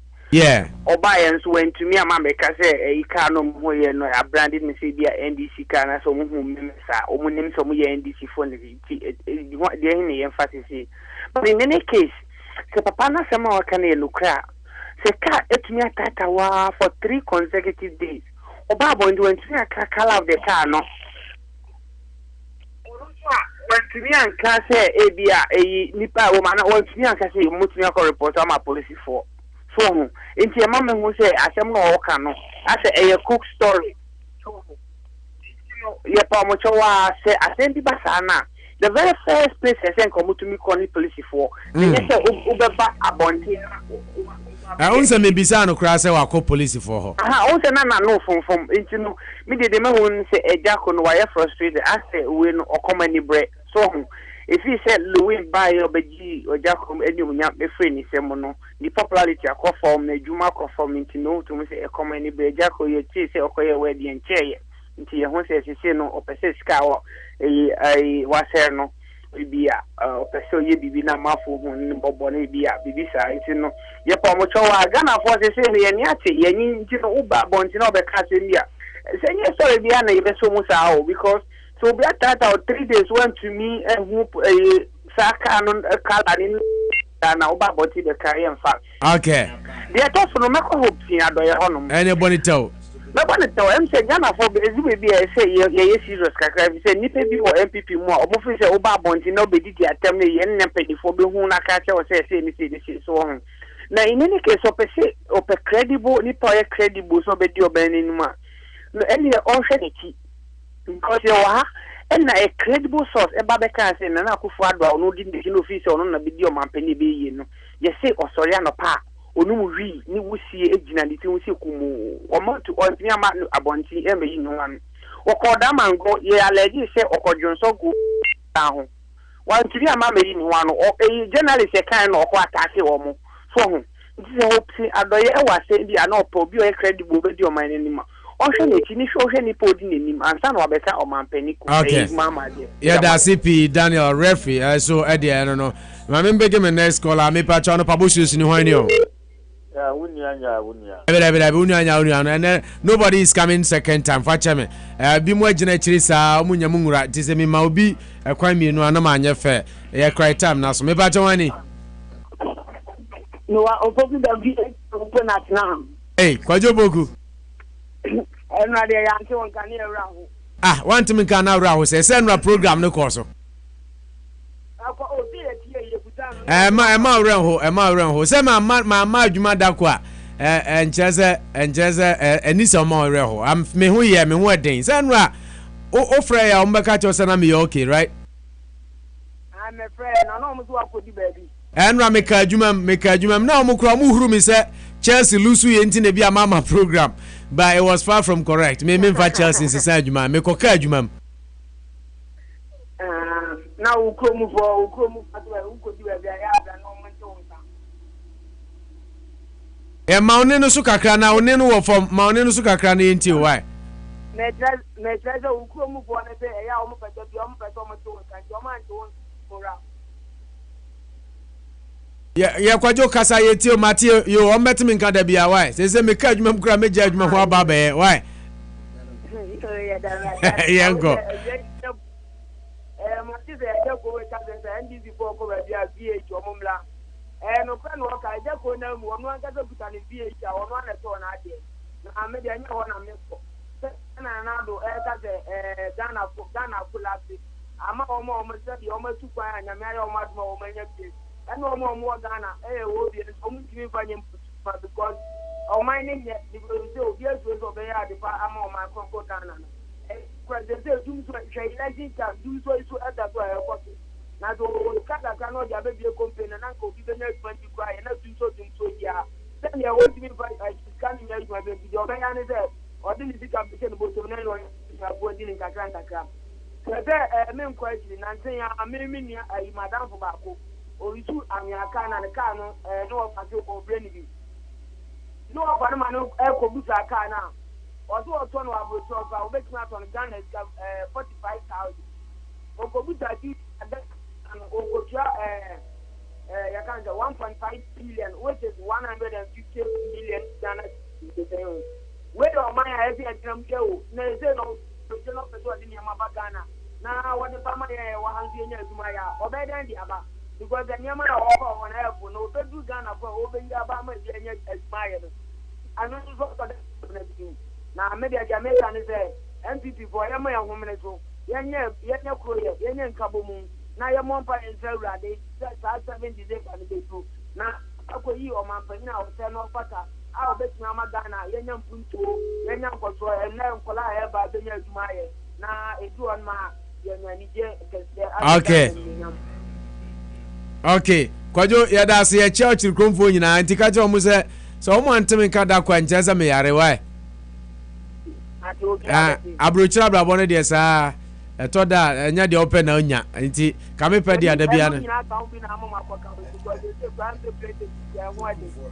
okay kojo ya da se na online okra emu ye faint kakra ya na I don't know say Ghana lines no zanzo ba bia wo na ma me peke ya no trust ma me ya opom to say na me aduma ye my nti omi nua be ma no po yes sir na say bi che bi o bo ja ya so mo ka awo ayi ne do ayi celebrate see yeah ne eti sa wa ya jonto bele lu wa na wo mo Ghana oh ya wo ka ja ko die na na yeah, why?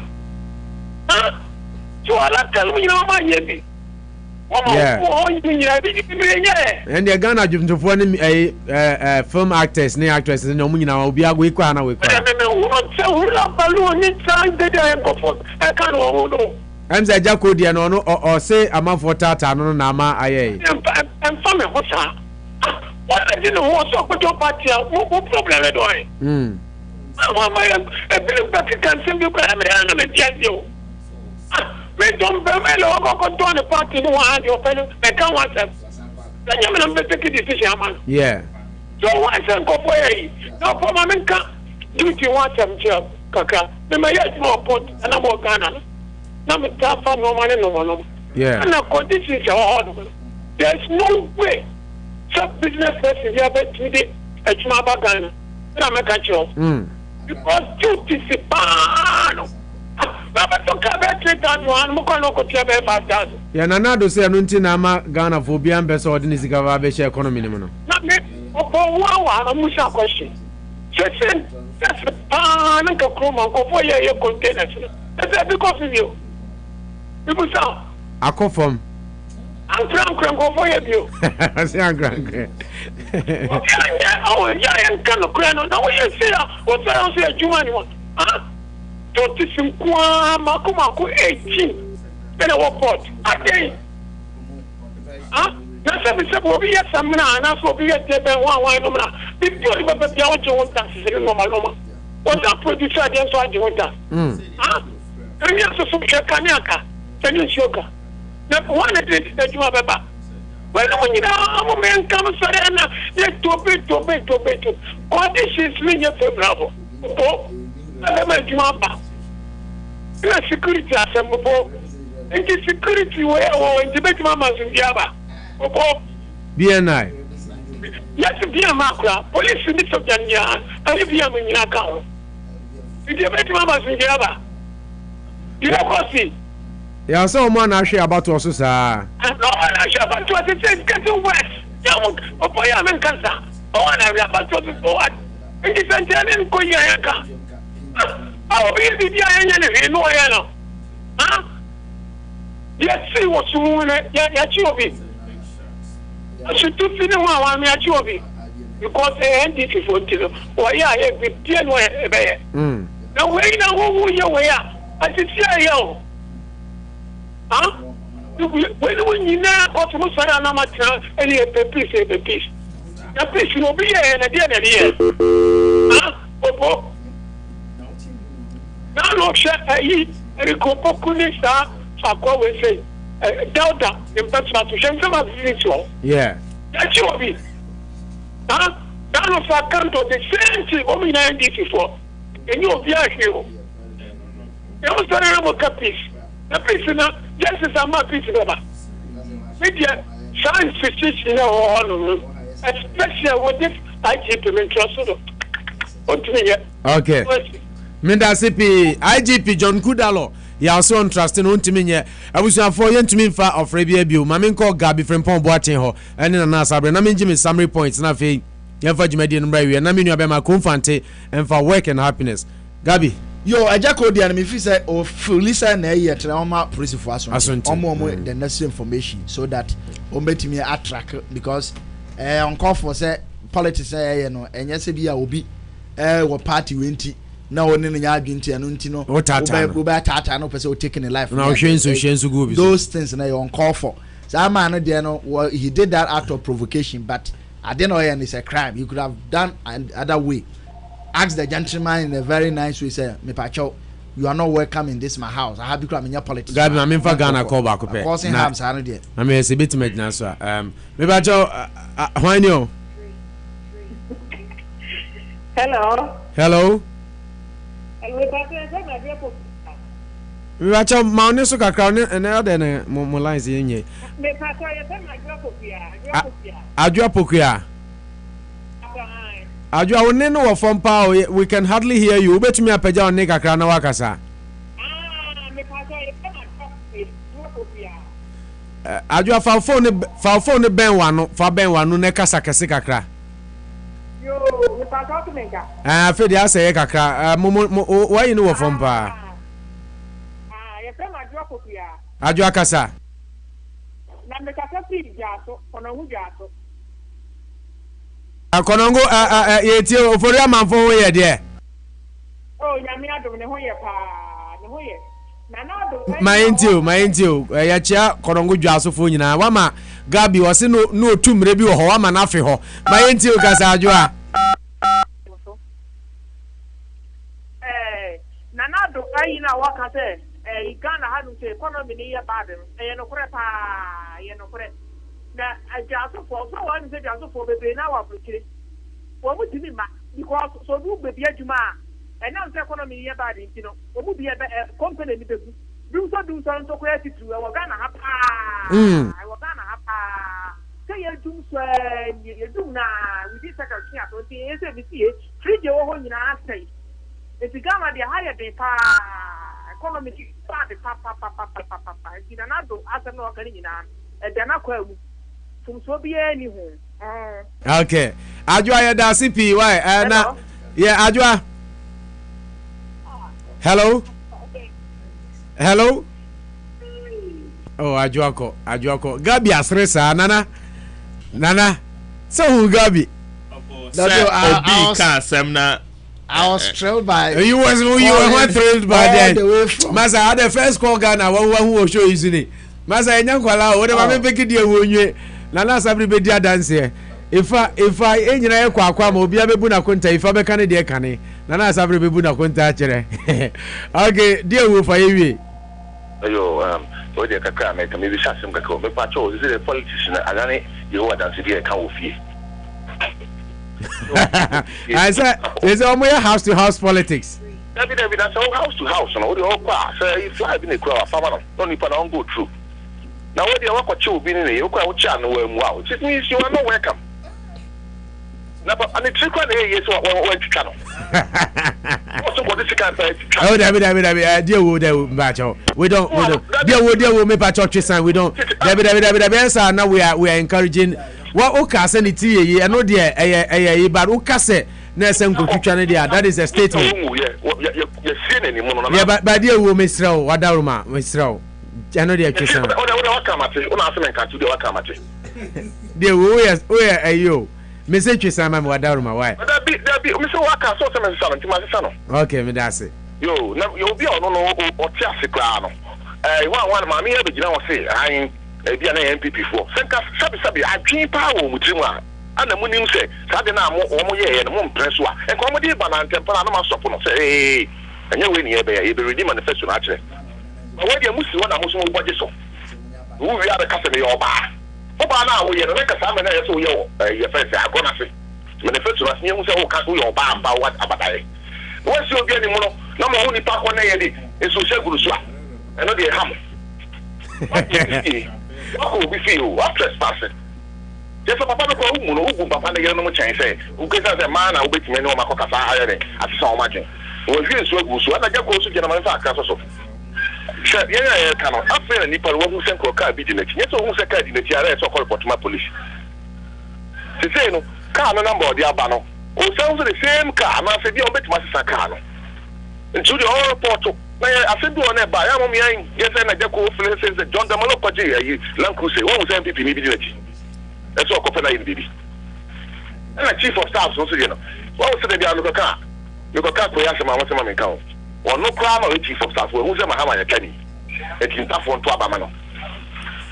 Hello, Jimmy. Yeah, I do time now since Bonito. Who's a Mahama Kenny? It's not so you come this summer, don't call me dear dinner, don't go air church this year. Manosi. Yeah, Samo. Okay, hi, Rock 102.3 no Babu's in it.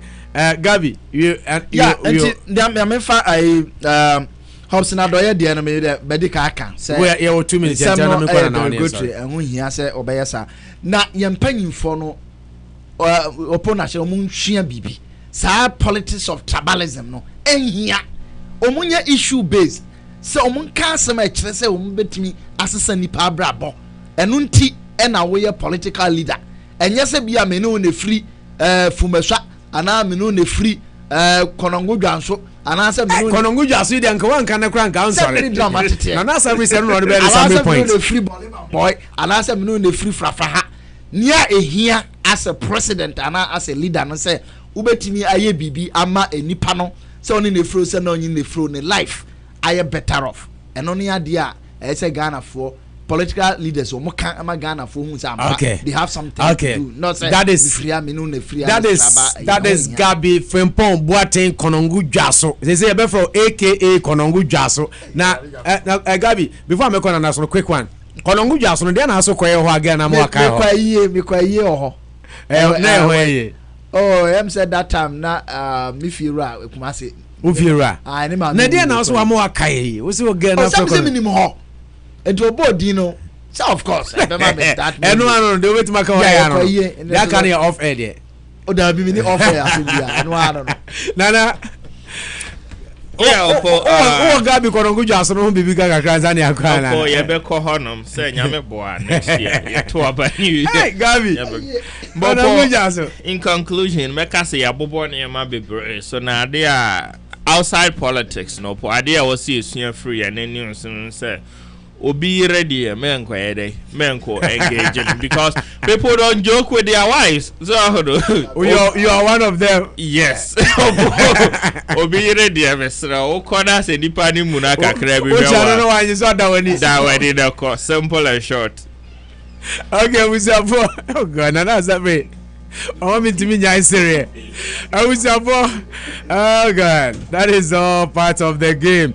Aha na eri jumedi nyina beba no ewie nyame ya adom na etinkwam o chana no pa yesan ni mu be hia yes sorry so na yakokra no na ye kam say menu abema confante e the work and happiness e the brown na Sabre am making me dey o si obi re there okay ya de jumedi nyina esi nyame ya adom na o chana etinkwam yesan ni mu be hia na de foforo abramo wote Gabi Frimpong Boateng enka na berima Obrempong Sabre e na wote menu abema confante so enka Shanu suneka isa ye ko Ghana yene Atabo Aje eja co-manager ekasai ena yene Anita Disoso vice chairperson eye NDC so ekasai ede efa apology also ode ema eye NPP for funda kansem a eba beto dwa no enso eho afrefo amofre Ghana ene chichiri ne benche nyina nyame nhira mo mo tie dodo no nso mo ntumi amfre nyina nyame nhira mo rock wo dia na wo dia asem adomdom ya na etinkwam o chena no pa ye sign the another edition bebrem na mum ye kan mu se enra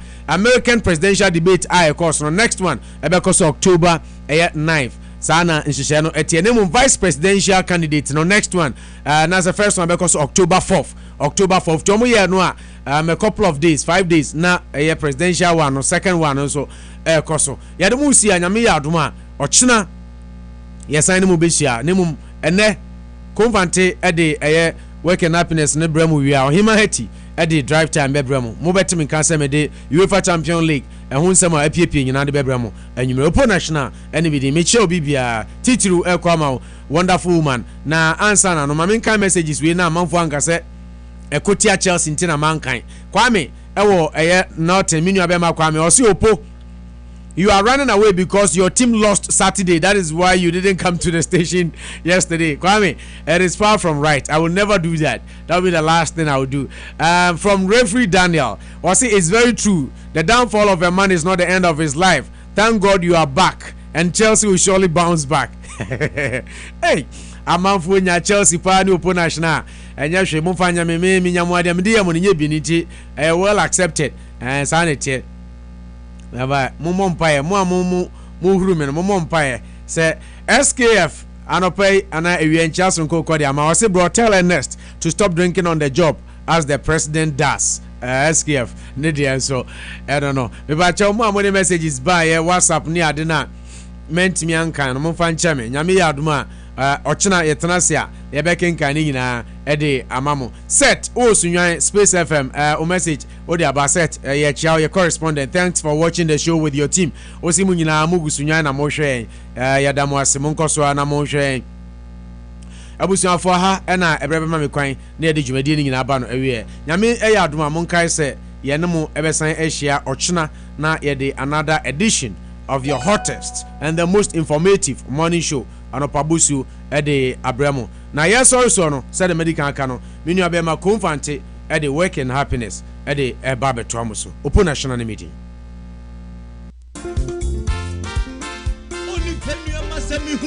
Dimre na unu akwasa yin nzengra unu amesha o many adom nanso obi manso won kwa wonni anumum de anokra pa na free Ghana mbepie US headie onua mafifie pa sense Ghana nuane bi tise ko bi ni body asonsom apantu ampesie nkakra ana banku fufuo pa ne wotwe ana woyuo nkwa na nya krante be de gu side ni nyina masa bedu hei menya bi ni madi Accra supermarket wo hei Worcester heia obenya bi dodo ei sa Accra supermarket e wo 48 Blackstone River Road Worcester heia omusan wontade papa empanimfo ne koladie ina Ghana kentei papa bi ana onu akwanya small girl bi na peso twa ne bratia ni nyina so bi ho han benya bi dodo de ni je ne kranse omoye money transfer bi ombe transfer amount o bills utifie ombe tua mo kama Sakra supermarket o Worcester hey wo mo Ghana nuane aso to nyina entade nkwada empanimfo ma ne mema de a my way list to Accra supermarket e kwa ne medimidwa fatete for na fresh sia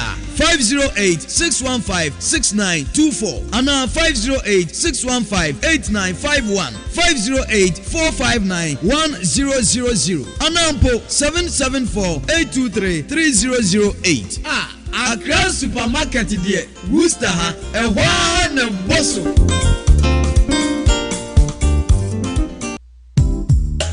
Prudential Insurance Company of America Munisize Moye pabene awadwumaim Se wo pe auto insurance policy mutual funds nyina Prudential Insurance Company of America adwumaim yabim say insurance nko na hwede a onua hwana wan kwati kokoniwa fa woni to Prudential Insurance of America so na ye kantinka awadwumaim Prudential Insurance Company of America awo 9 East Mountain Street site 205 Worcester MA 01606 Fraying 508-459-2875 Anna 774-253-2282 Fax 508-459-2875 Email address esrifinyaku@prudential.com Prudential Insurance Company of America Womuni classmates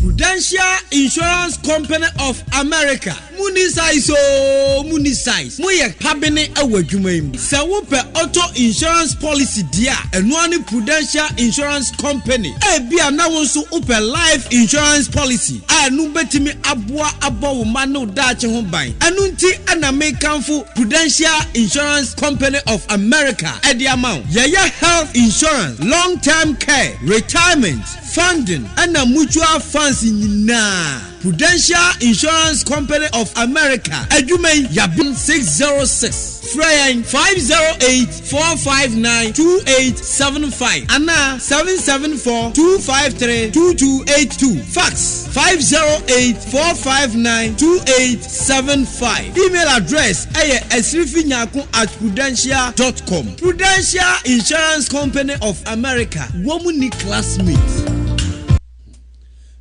Duru wa bio Rock FM Rock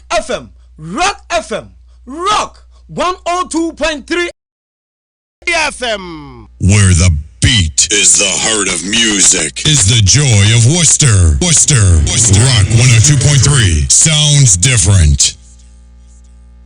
Rock 102.3 FM. Nobody does it better than we do.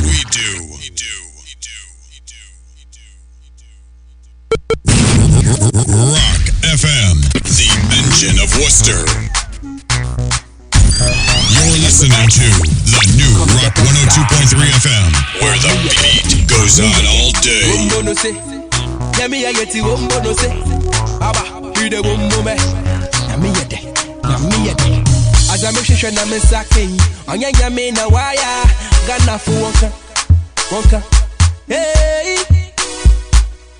Adamani na dona benye onya nyame na waya kana fu wonka hey and I met us that you am na body we ya oje we dey fu sani mumu waya na do Morocco na re and I met us that you am na